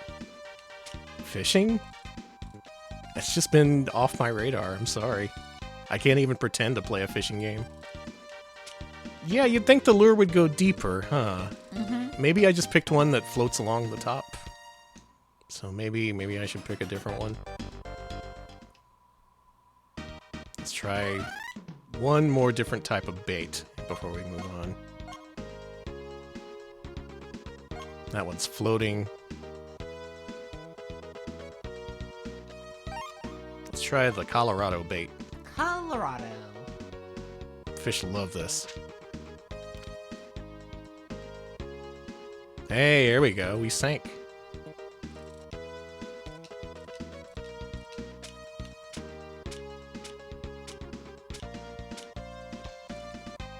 I think there's just no fish. The fish are on vacation. The fish died.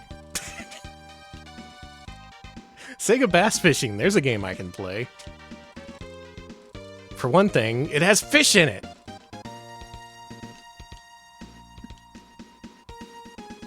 Maybe over here? The fish are all behind me. Yeah, they keep rotating along with my fishermen. Maybe you have to, like, that fish finder that keeps beeping, maybe you have to work with that. Oh yeah, it wasn't beeping, was it? Yeah, see, you need to line it up. That's what chat said. Oh. I saw the green, so I think that means there's something. Like... Yeah. Like here? Yeah. Let's try it. I do like the City Pop soundtrack. Hey, fish. Hey, fish. Oh no, I dropped my lure into the water. I hope no fish catch it. Sure would be sad if a fish came and gobbled up my lure. Fuckers. So mad at these fish. I'm sorry that the fish didn't show up for the game, honey. I showed up, they didn't. I fulfilled my part of the bargain. Wow, Natsume, always innovating. Here's a fishing game with no fish in it. In a way, it's art. It is art. Let's go on to their final release of 1994, because clearly we're not getting anywhere.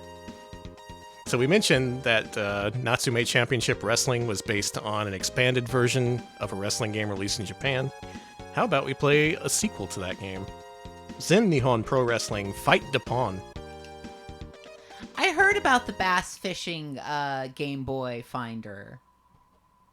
Have you heard of that, Danny? Yeah. It's like a Game Boy accessory that judges depth in water and tells you if the fish are there.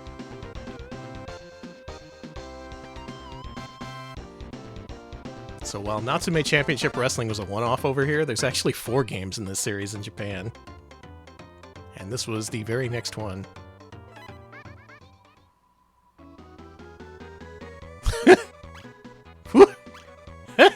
Okay. Alright, this one is about Rusher Kimura, so let's do it.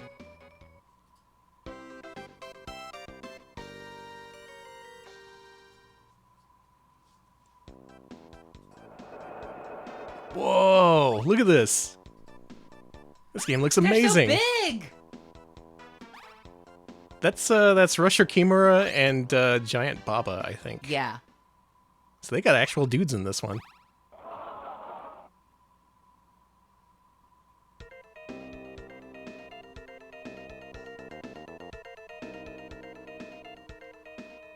We're fighting the Red Bears.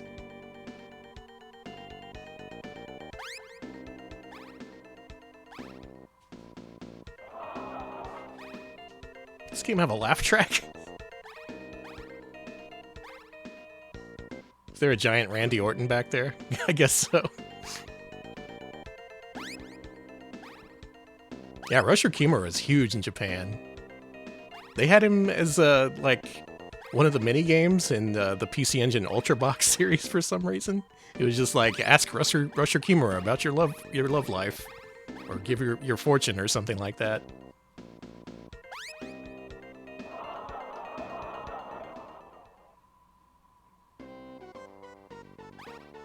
So, is this a wrestling game, or maybe it's just a banter game? What?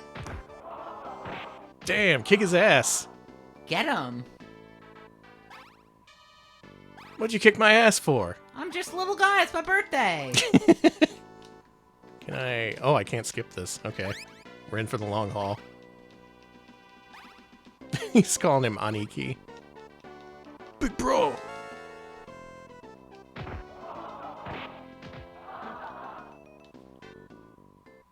Rusher Kimura, you gotta quit shit-talking Giant Baba. Mm-hmm.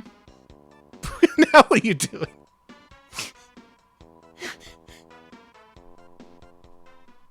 Is this one of those silly wrestling games? What the What? Enjoy your board game. What?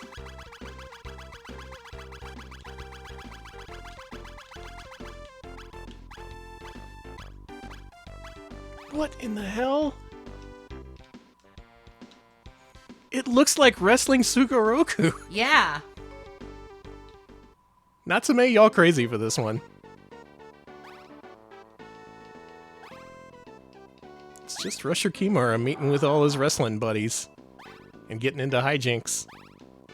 I wonder if there's any actual wrestling in this, or if this is just literally a board game spin-off.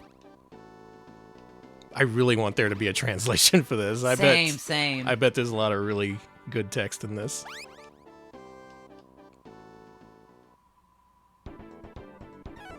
I've heard of worse combinations for games. Oh, we get to pick a move now. Yeah. Give me all the wrestling moves. Nice. Hey, here we go. It's card-based. Alex, this isn't just a Sugoroku wrestling game. This is a Sugoroku card-based wrestling game. Huh. What? Of all things.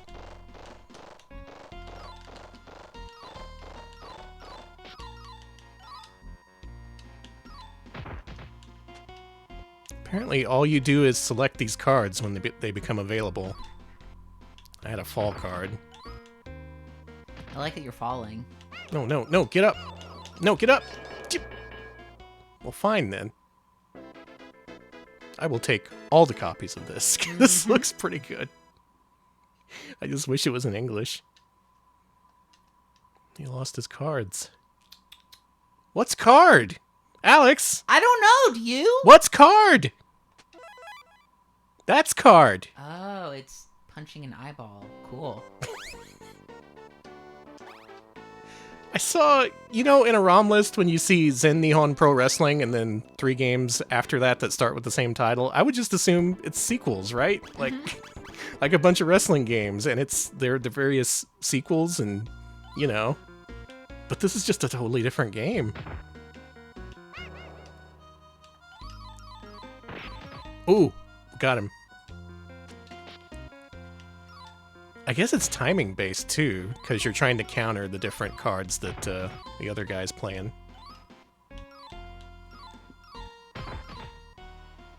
I don't know what to say. I've literally never seen anything like this. It's very different, yeah.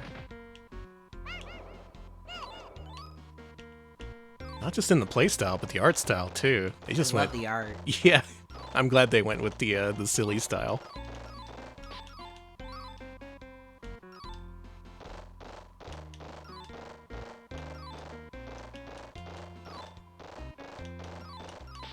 This guy's kicking my ass.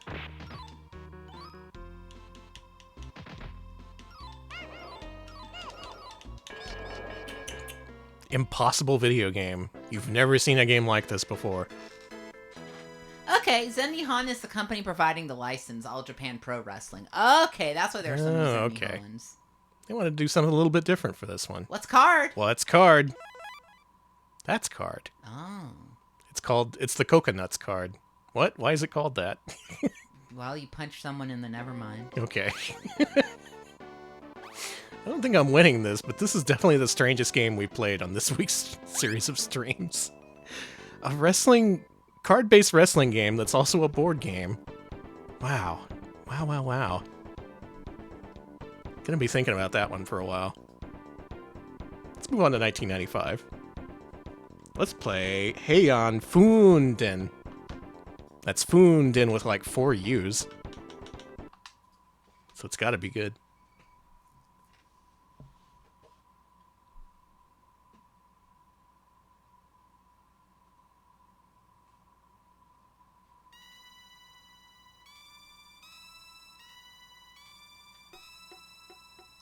Yeah, Funden. Funden.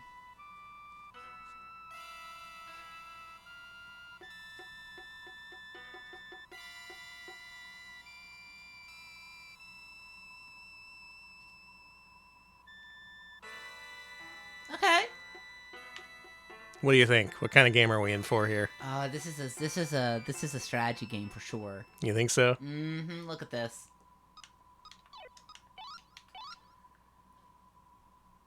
Honey, this screams strategy. Oh, it's got furigana in it. That's nice. For all the kids trying to read. And for us adults who don't know kanji.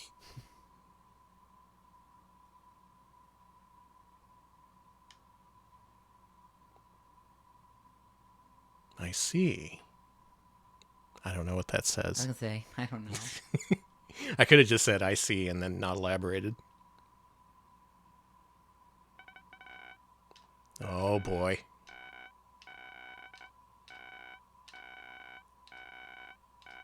Is this a role-playing game? Chat says this is some Advanced War shit. No translation patch for that wrestling game. Someday. Translators, get on it. We'd appreciate it. I want to see that wrestling game translated. I want to see Toho Kinbun Roku translated.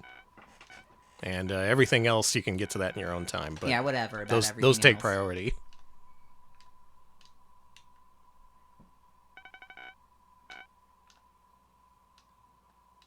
We're entering sicko game hours. This feels like something sickos would like. Mm-hmm.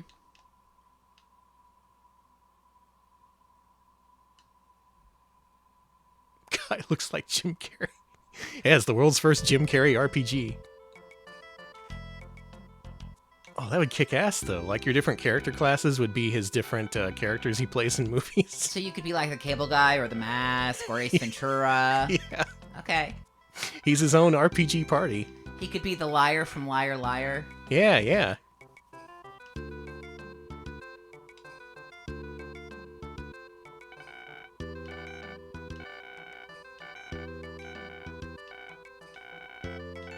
Play serious Jim Carrey from Eternal Sunshine. You could play Robotnik Jim Carrey. Crossover with Sega. Okay, now I can play. Truman from The Truman Show. Yeah, there you go. Andy Kaufman, Jim Carrey, Evan Almighty. Oh, that one's too overpowered. Sorry. Dude, freaking Andy Kaufman and Dr. Robotnik in the same game. Can you imagine? The Riddler? Bringing the Batman canon into it?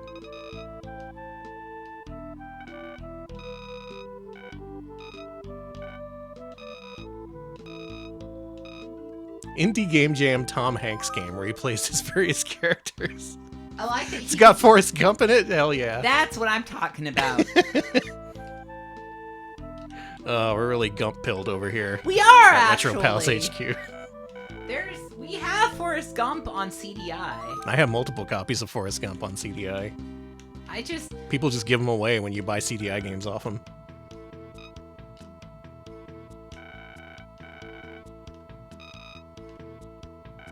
I don't know. Maybe it's time to reevaluate Forrest Gump. Maybe it's a modern day classic. No one and not likes the worst Forrest. movie. People get mad at Forrest Gump. And not the worst movie that's ever been up for an Academy Award. Listen, what other Academy Award-winning movies have chain-themed restaurants named after them? That's true. Yep, you called it, Alex. This is a strategy game. This is so strategy. How move the guy?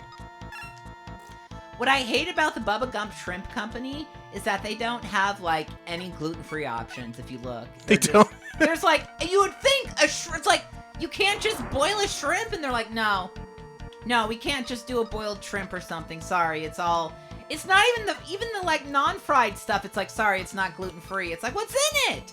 Are you just, like, shoving weed everywhere, and what's going on there? What's going on at Bubba Gump? Okay, you can push dudes back when you hit them. That's a nice strategic element. I don't know who owns Bubba Gump. I don't know if it's the Planet Hollywood people. I know it's not the Landry's people. They own the Rainforest Cafe, though. Well, we've seen what kind of game this is. It's nothing I want to play or anything I'm really an expert in, so I can't really offer any commentary. Still, just shows how varied Natsume's output was. They had games I was interested in and games I'm not interested in. Lieutenant Dan. Thinking too much about Forrest Gump. We gotta move on. Stop thinking about Forrest Gump. Let's stop thinking about Gump and start thinking about Saibata Reiko no Mahjong Horoki. What kind of game do you think this is? I have no clue. Could be anything. Could be a card-based wrestling game. Taida, what are you doing here? Haven't seen them in a while. That's some good art. I like that, actually. I like the little bird. Yes! There's weird animal hybrid people in this.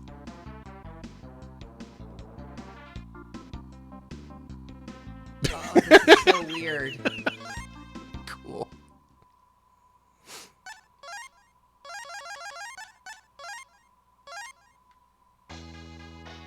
Now, Natsume previously did a Mahjong RPG on Famicom, so maybe this is similar. Cool frog, lady. I do like the character art in this, but I have a feeling this is going to be just Mahjong. Tag yourself. I'm a freaky guy in glasses. You have to guess which one.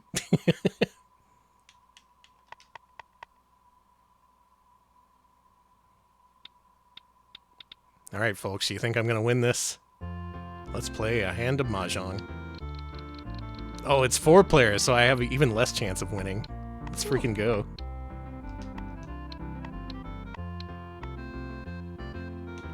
Typically back then, you only saw 2-player versus Riichi Mahjong. The game is normally played with 4 people, but just because of console hardware and resolution and whatnot, it was easier to just display 2 people.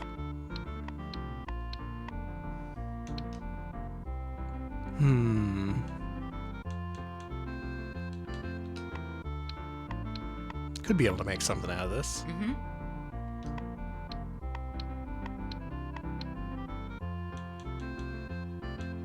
I love that jong.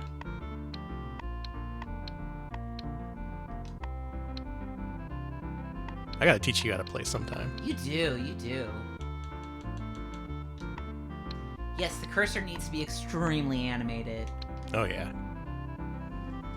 Oh, fucking... You're currently hearing my internal monologue whenever I'm playing Mahjong. Whenever I have to pick a tile to discard, I'm like, fucking, I don't know, like this or... This one?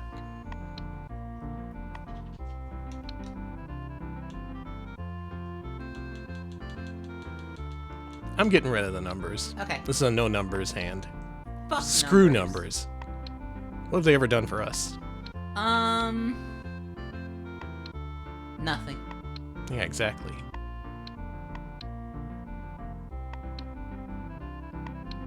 See, that's why Danny hasn't taught me Mahjong, because I'd eat the tiles. It's true. You'd be like, hey, didn't you discard your numbers? And I'd be like, yeah. Yeah, discard. I did that.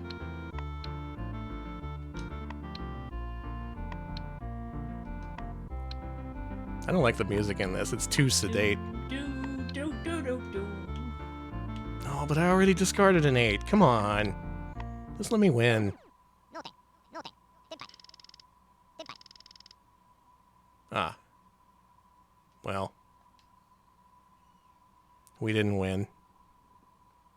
Oh, I was in Tenpai though, so I did win. You won! We'll call that a win. Good news, that's the last Mahjong game we're going to play tonight. The first and last.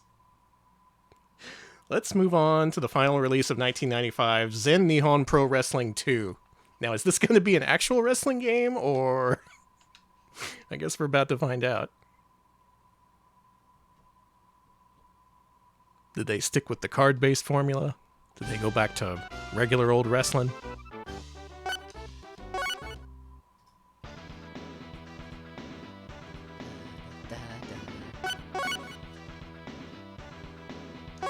Yeah, looks good.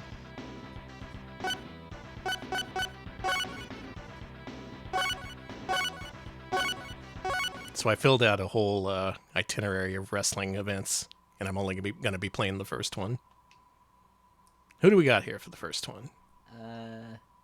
Probably wrestlers. Who's Danny Spivey? Oh, I know that guy! Is that an actual guy? Yeah, Chet. You know Spivey, right? Come on. I know this. Dan Spivey is real, thank you. Okay. Oh, huh. How about that? Well, I'm going to be fighting him.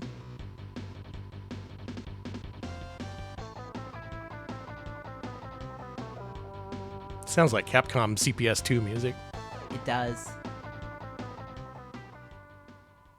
I didn't know he was a pro wrestler either. And in this corner, You've got Danny Spivey. Yep, that's the Dan Spivey I know and love. He walks chestily, he does. And yeah, this is all Japan Pro Wrestling license. Okay. Man, this looks good. This is like an amped up version of Natsume Championship Wrestling. I'm glad they did this and didn't just stick with the whole card-based formula. Which was neat, but Natsume being Natsume, I had a feeling they could do better with traditional wrestling.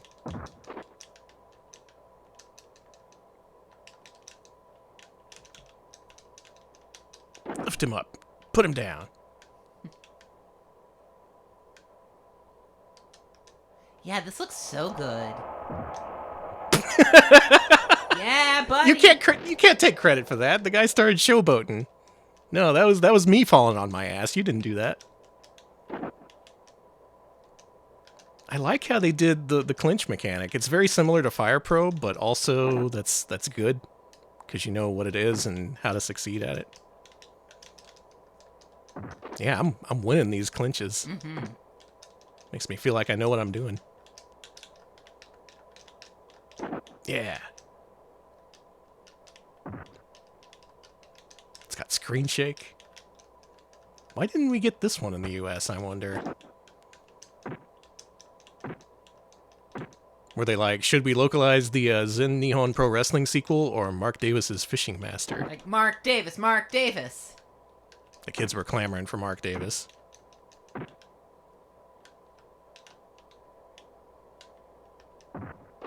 Damn.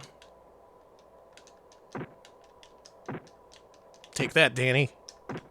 Get his ass. I'm just having fun.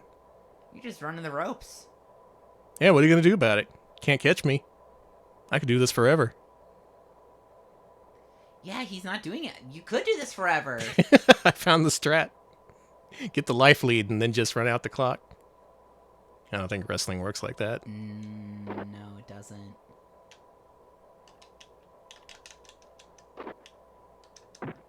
Bam. Bam. What was that one arcade wrestling game? It was, I know, it was in the arcade I went to as a kid that was at the nearby mall. All I remember about it is that whenever you would stomp on a guy, the announcer would say, stomping! Like, every time you did a single stomp, he'd be like, stomping, stomping, stomping. It was it was a Konami game, I think. Ow. You bonked. The main event? That's it. Yeah, that's totally it. That was a game that just had a joystick and a single action button that you would just smash the entire time you were playing.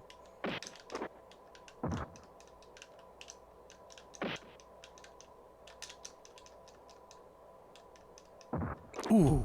Pile driver. We're both moving like we have tummy aches now. Oh, my tummy. Sorry about your tummy. I had Big Burger before wrestle.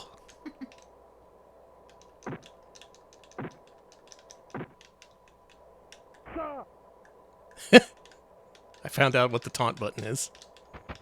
Did I ever talk about... Speaking of burgers, I must have mentioned this. The theme park guy who visited a theme park and rode a bunch of roller coasters with a hamburger in his pocket. Did I not talk about this before? No. Okay, so there's this one, I'm not going to mention the channel because I feel bad for this guy, but it's a roller coaster channel, and it has, like, vlogs and whatever. He vlogged himself going to the Nickelodeon Universe, theme park at that one huge mall, the American Dream Mall in New Jersey. But the entire time, he was riding all these roller coasters and everything, and he had a burger in his pocket, like a McDonald's burger, right? Is this the same guy as the Smash McDouble guy? I don't think so. Okay. I don't think so, but he's riding all these roller coasters and he keeps mentioning, yep, burger in my pocket, and the burger just doesn't come out, and then eventually, after a few hours, he takes out the burger and eats it. After he's been on all these roller coasters and stuff, and it's like... That's a very video game thing to do, like, oh, I need some extra energy, let's eat that burger. It is, it's just... Good thing I have this in my inventory. But mostly, he tells you at the beginning that the burger's in his pocket, so you're watching him on all these roller coasters wondering if it's gonna fly out. It's, like, suspenseful. And this isn't, like, a constant gimmick. 2.5. This isn't, like, something that happens in the other videos. It's one of those theme park vlog channels where it's just a bunch of people doing vlogs, and it was just this one guy. This one guy was just like, I got a burger in my pocket, gonna ride a Teenage Mutant Ninja Turtles shell raiser and hope it doesn't fly out. Gonna ride the Fairly Odd Parents coaster. That's one way to get people to keep watching. You're always gonna wonder when that burger's gonna fly out. It's like Retro I Pals. was, and I've watched it multiple times because I just can't believe the part where he just sits on a bench and pulls out the burger and eats it. I just can't believe that. It was a standard issue burger. I'm going to do that on stream. I'm just going to announce at the start of the stream that I have a burger in my pocket, and then everyone's going to wonder when I pull it out for energy. Chekhov's burger. It's one of my favorite videos just because I've seen so many vlogs of people riding roller coasters and things, and I've never, ever 2.9 seen a burger in the pocket. This guy's almost ready to go down. I'm going to win this one, I think. Oh, can't pin him there. That's such a brilliant tactic to encourage viewer engagement. But it's funny because I've seen this guy's other videos and whatever, and you know they've got little comedy elements or whatever. But there's nothing like this. There's nothing as bonkers as bringing a burger in your pocket and riding a bunch of rides and hoping it doesn't fly out. I really wish it flew out. I really wish a burger that would have flew been out great. Of his pocket. The thing is, there's never enough people at the Nickelodeon Universe at American Dream Mall to like. The burger wasn't gonna hit anybody and hurt anybody if it flew out there. He was like the only person there. The turnaround for Danny Spivey. He might win this after all. Oh.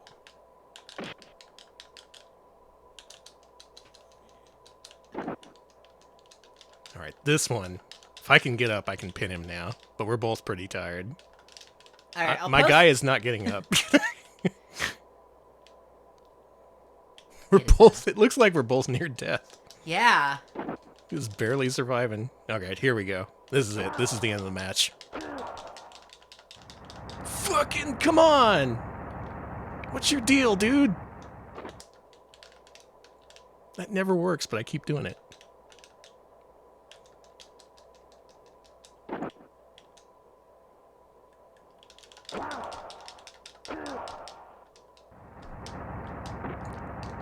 The ref is keeping that last count really long. He's doing this on purpose.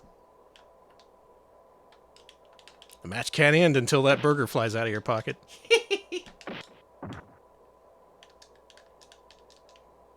The thing is, a lot of this guy has like this channel does really good serious videos about like roller coaster mechanics and block zones and how they work, but then there's just that one it's so Well, now I'm intrigued, so it's working. I know. I got it. Okay, I'll put the video in the Discord after stream if everyone promises to be normal and not leave weird comments, because I don't want that. It's just no one bothered the guy. I actually really like their channel, and I like the burger thing because it's just so bonkers and delightful.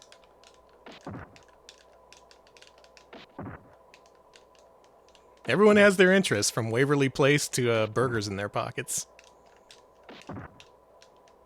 Yeah, someone knows what I'm talking about. Yeah, I'm talking about El Toro Orion, who I really like. I really do like El Toro Orion's videos. His vlogs are good too because he's very normal. And yeah, one of his friends, the guy who wears those Pit Viper sunglasses, did a video at the Nickelodeon Universe Mall, and I don't know. I think about that burger thing so much. I'm out of energy now. I'm winning these clinches, but I don't have the strength to actually do the moves. Oh, can we do this now? Assuming I can actually get up. I'm just so tired. I'm so sleepy.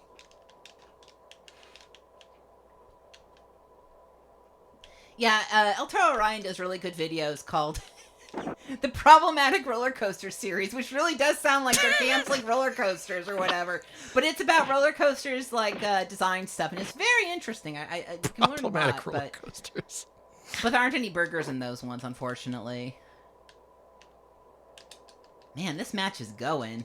I want to win this. It's been like 10 minutes. I know, but I'm out of here. We're gonna call that a win for me.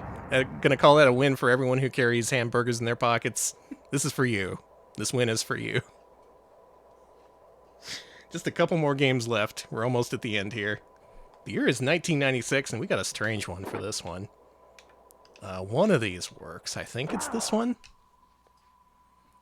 This is Gekiso Sentai Car Ranger Zenkai Racer Senshi. Another Power Rangers game, but this one's a little bit different. This game uses the Sufami Turbo peripheral, which is like a cartridge shell that you plug smaller cartridges into. It has 2 small cartridge slots, and like you can share data between them.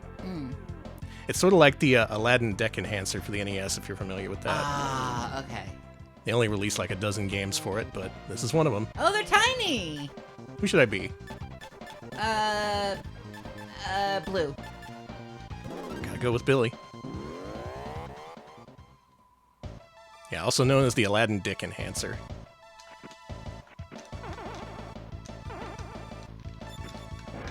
Oh, this is cute! Yeah, this is great. Like, these games are all kind of simple and scaled back. The ideal is that they would cost less because you weren't paying for some of the chips that were already in the Sufami Turbo itself. Maybe we should cover these games as part of a future stream. I actually agree we should. If you want to play this, you might have to download several ROMs because emulation of this device is kind of spotty. Bye. Whoa! Oh, fuck! Cool. So, did the Sufami Turbo actually add anything? Like... It didn't. It was just a cost-cutting device that allowed you to share data between similar games. Ah, okay. And they were all like tokusatsu-style games, too, I think. Or at least based on an anime or something. I got a sword. Hey. Cool move, Billy. Whoa! He's got flashlight eyes.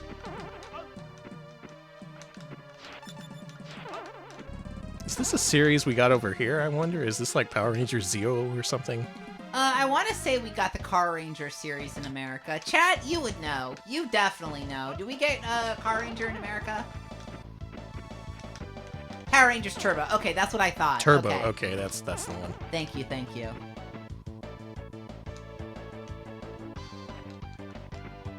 This seems pretty good. I mean, it's not up to the standards of like the Ninja Warriors or whatever, but it plays nice.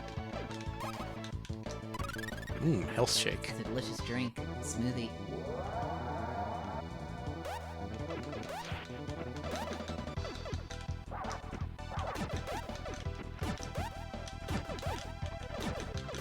Kinda wish I kept my sword. Oh, well. Whoa. Whoa! Oh, wow! Cool. Is this game kind of ultimate? Maybe I ought to look into this whole Sufami Turbo thing.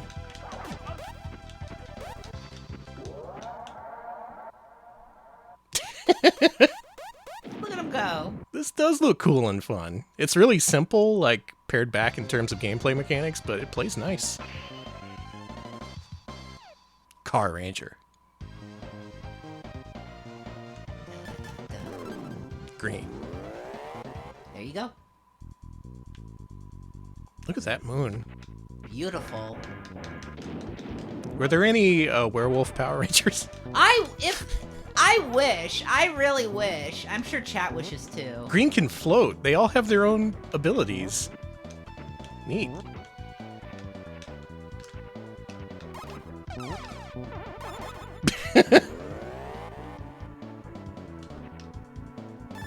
Dude, there's so many Super Famicom games. So many Super Famicom games.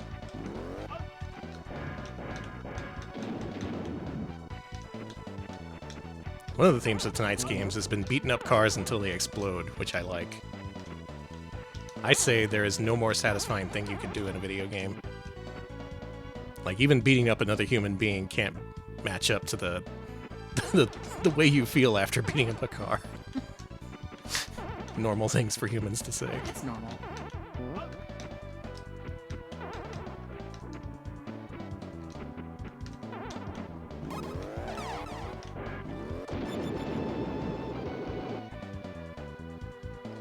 I like when you turn into a huge car Same. and do the car laser.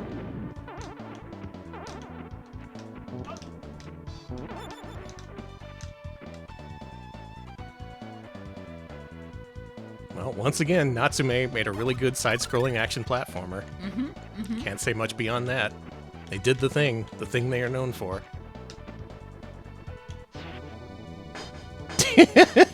Love it. What a guy. I get the sense that maybe this is more explicitly for kids than the other games, because it feels really pared back and simple. Mm-hmm. That's fine.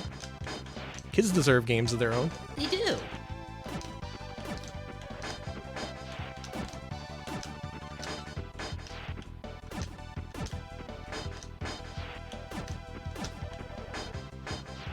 I think I got this guy's number. Nope, I don't. Oh, he's eating me. You. That's no good. Being eaten's no good.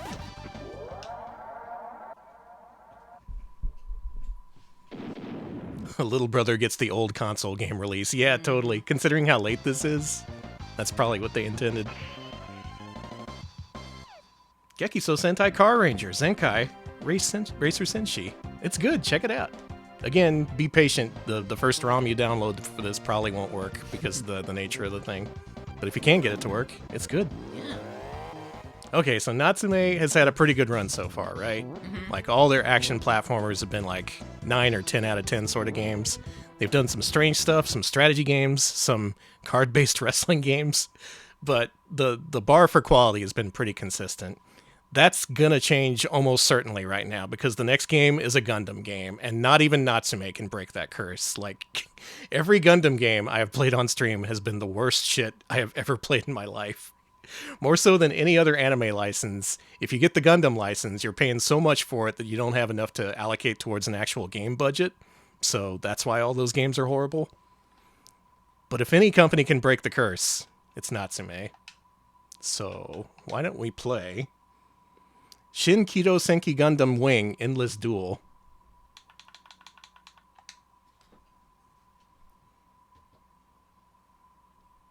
And any of you who already know that name, you know what game this is.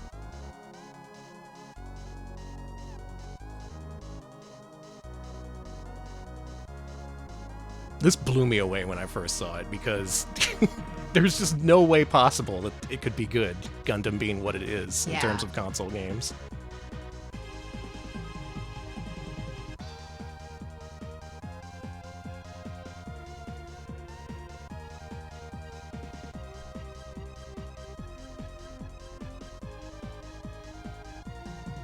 Okay. Art's great, which you can say about most Gundam games. Let's play some versus. Okay. Because this is a fighting game.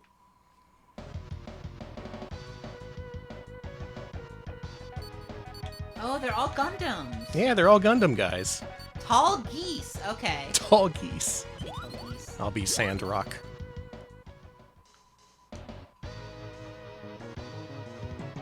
Zex.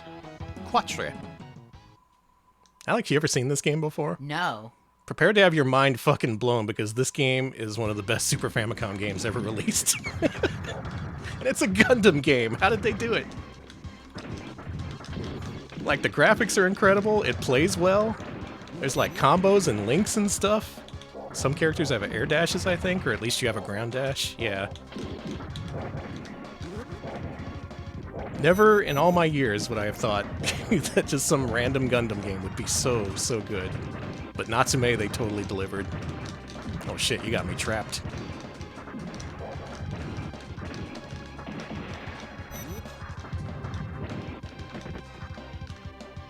You have so many options, too. For, like, ranged attacks, you can fire your gun upwards at an angle. Oh shit, you got me. I got you. So actually, this wasn't too much of a surprise for me, because Natsume also developed the PlayStation follow-ups to this game, which more people know. Those were the Gundam Battle Assault games for PS1. And if you played those were also, like, incredibly good in ways that you wouldn't expect.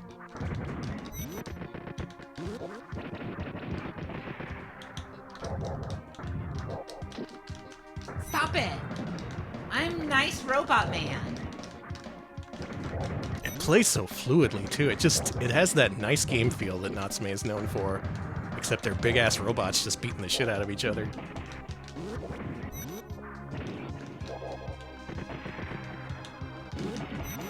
Oh shit!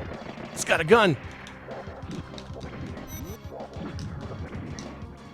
Wow! Double KO, nice. Okay. The endless duel session went well. I am tall geese. You sure are. No. Stop it. I can't believe how good this game is. It's really fun.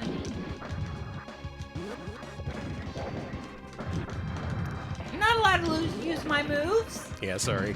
No, I'm supposed to win. And you're supposed to be like, oh, Alex, you're so Gundam. You're so Gundam. Alex, that's so Gundam. I guess while I'm here, if there's any Gundam heads in chat, are there any other games that are as good as Endless Duel or the Battle Assault series? Because, my god. Nope, nope. No. Yeah. Chat just says Gundam toilet, so... Yeah, I kind of didn't think so. I was ready to cut Natsume some slack. I'd be like, if anything, if there was any game you could cut corners on, it would be Gundam, and no one would bat an eye. It's to be expected. Instead they did this, making everyone else look bad.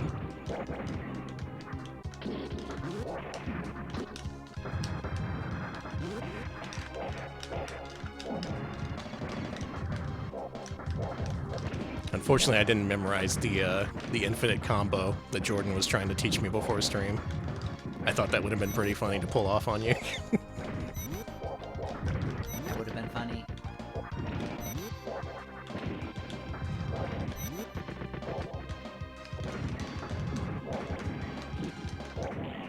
I won. You did it. So it looks like Gundam is my series, apparently. I guess Natsume fighting games in general are just your thing. Mm-hmm. Apparently. That guy looks like the guy from the other Gundam. Yeah. He looks like Char. Is that Char? But like femboy Char? Is that...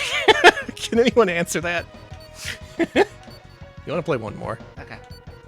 I want to be Death Scythe. I'll be Wing. Oh, the classic. It's basically femboy Char. Okay, so I was right. Nice. Wow, good guess. Yeah, femboy Char. There you go.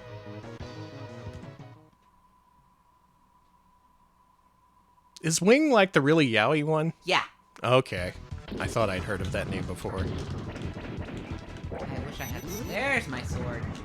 I can't play Gundam without a sword. Yeah. And not only does it play well, but man, these graphics, like, Jesus Christ. This is like top-of-the-line pixel art. What the fuck? Hey, ow. I like Death Scythe. Stop it! Wow. Death Scythe is good.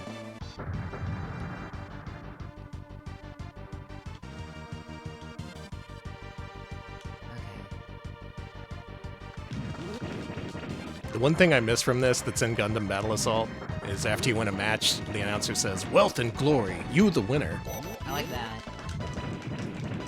Stop it! You're too good now. I found my character. Yeah, I should have gone back to sexy Char. Ooh. Hey, hey, hey. You stop that. Stop! Ow! Yeah, there's dashes, there's air throws. They went so hard for something they had no reason to. Gundam Wing Endless Duel for Super Famicom. Very highly recommended. One of Natsume's best. Probably one of the best on the Super Famicom overall. So nice freaking job, Natsume. You made a good Gundam game. And not just a good one, but a really freaking good one. That is all of Natsume's games in Japan up through 1996, but they had one final game set for release in 1997, and you're not ready for this one. I'm not. Casper. This is how it ends. The end of Natsume's reign on the Super Famicom is with Casper, based on the film. Did the film even come out in Japan? I don't know. Plus, the film was 95, and this release was 97, despite what the title screen says. End of Natsume. Does chat know how big the Casper movie was? It was pretty big. It was just... It did big business.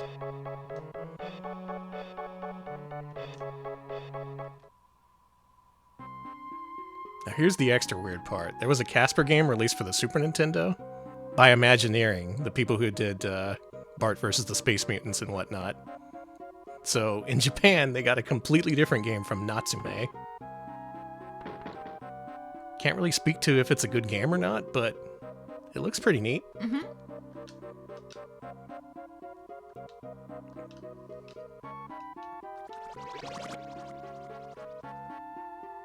Ah! Ya, Boku Casper. Yokina friendly ghosto. He calls himself the friendly ghost. He is a friendly ghost. Who's me? Casper. You know, the friendly ghost. You know. I wouldn't believe him if he just said that.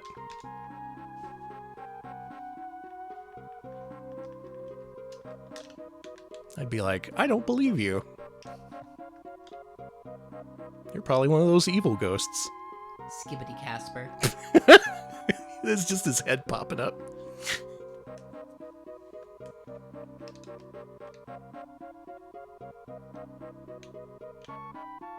It's a freaking isometric exploration game of all things. With occasional digitized stills from the movie?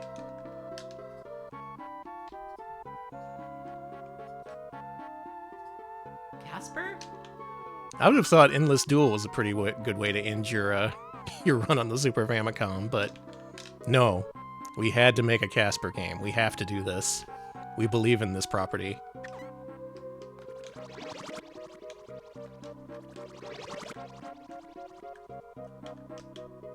I'm gonna level with you. I have no idea how to play this. Found something. Oh, you can switch between the girl and the Casper. Okay. Anyone play this? Do you know if it's any good? I have a feeling it's better than the Imagineering game. Just call that a hunch, but can't really say for sure myself. Doesn't seem as good as their other games. Yeah. Yeah, maybe not.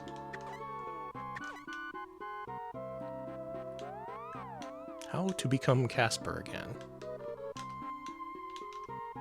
I was him a second ago.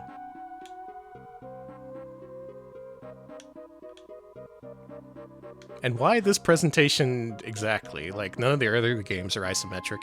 Were they taking inspiration from the ZX Spectrum? Maybe. Maybe they were like, that's what people like in America, right? Yeah. Well, Japan. Japan, This is yeah. Japan exclusive. I guess it had a Japanese release, you know? I guess it must have. We're rich. Wow. We have 6 baseballs. Yes, it's very computer adventure vibes. Mm-hmm.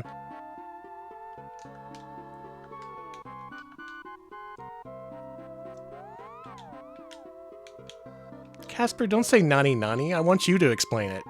That's what I'm asking.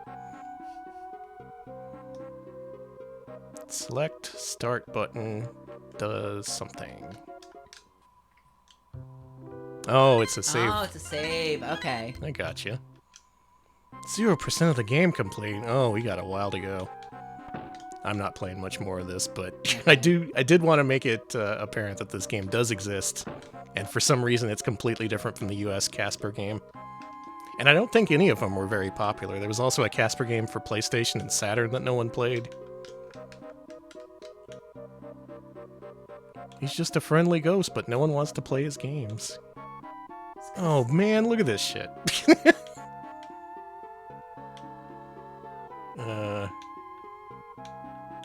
Hang on, I got this. No. No, actually, I don't got this. I extremely don't got this. Is this... Wait a minute. Is this finishable? I don't think it is. This game's playing a trick on me. No, it's not. The solution was just simpler than I thought.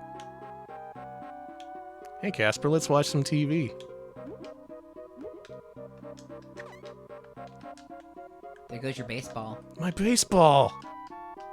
You only got 5. You only have 4 left now. Casper, you stupid ghost! Well, now we're screwed. Casper. The final Super Famicom game from Natsume. Before we finish up, I want to show off a couple other things that Natsume did, though. Okay. Over here in the US, they got the localization rights to an RPG known as Lufia 2. So let's play that for a second. This is one of the better known Natsume releases. They didn't develop it, they just released it over here. And they really fucked it up because this game has some really serious bugs that aren't in the original Japanese version. Really? Yeah. Is there like a fix to them or anything? No. There's just like, oh, can anyone back me up when I say this? Like, there's one area that's all like, the graphics are garbled completely. Like, one of the dungeon floors just has like garbage graphics instead of the normal ones. And like, sometimes the game can crash or corrupt your save data. Chat says, yep. Yeah, okay. So that is the game I was thinking of. So Natsume had a lot on their plate. Like, not only were they developing and releasing their own original games under their own publishing banner in addition to other publishers, but they were doing localization for the US. Never played much of this, but I do hear it's one of the better Super Nintendo RPGs. You ever thought about getting an ordinary job? Not being an RPG jackass? Like a shop owner, perhaps? I'm a shop owner. Aww. What a jerk. The other thing I know about this game is that Lufia 1 is the direct sequel to this. So this is like the events that happened before Lufia 1. Ah, it's a prequel. Yeah. Also known as a prequel. The whole game of Lufia 1 is all like, wow, these great heroes from the past sure were badass. I hope I can live up to their standards. And this one, it's all like, these are the heroes that are badass. That's all the things I know about Lufia 2. Okay, that's enough.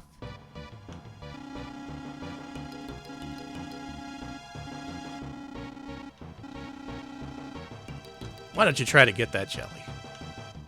Alright, kill the jelly, Danny. You got it. Done. Done. Okay, great.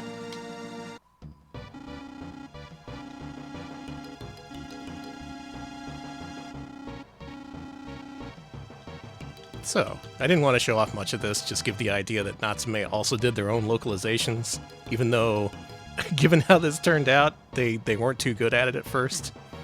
But it was worth them keeping at it, because one of the games they localized is the final game I'm going to show off tonight. Let me know if you heard of this one before.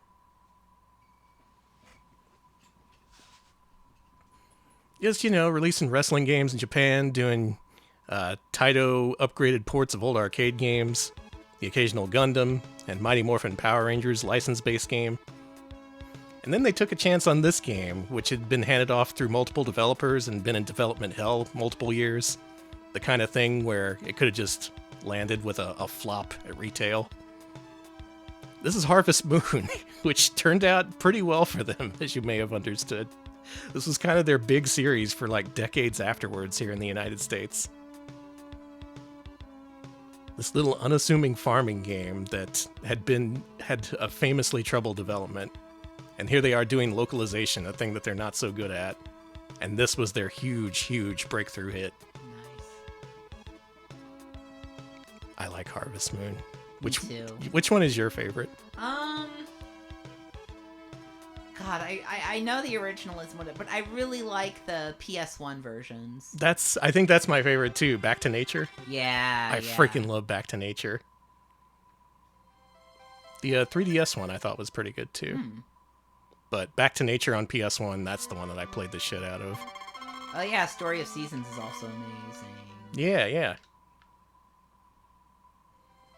There's this whole fuckery with the series. As it is now, if you buy a Harvest Moon game in the United States, it's not the Harvest Moon you know.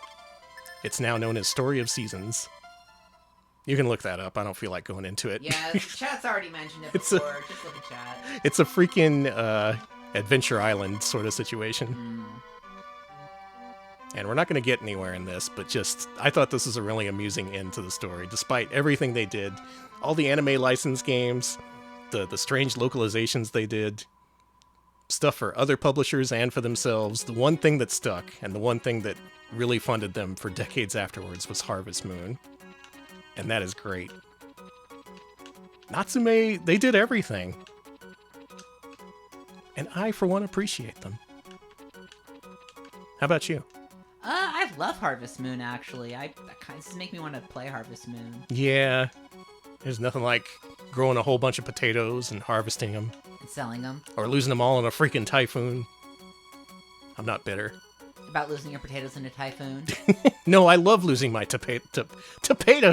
Your potatoes! I love losing my potatoes in a typhoon.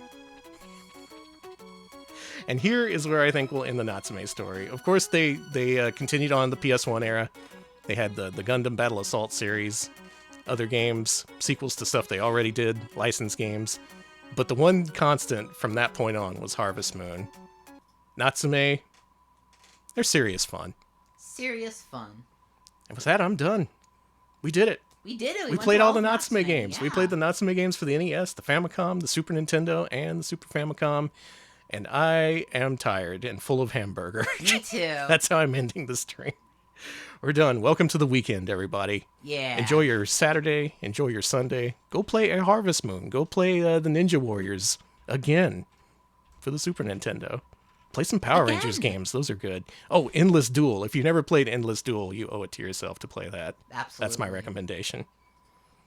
Done here. Alex, thank you for all your help. Thank you for being player 2. You're welcome. Why don't you wrap us up while I look for a raid target? We do have a Patreon if you'd like to support us directly. Patreon.com/retropals. If you pitch in $5 a month, you get to vote on what we play every Wednesday. Our latest Wednesday poll is up. You get to choose what little freaks we will play as next week, so do check it out. We also have a YouTube channel, youtube.com/retropals. We post full-length highlights of our streams there. Do check it out if you'd like to see our VODs in a perhaps more viewable form than Twitch.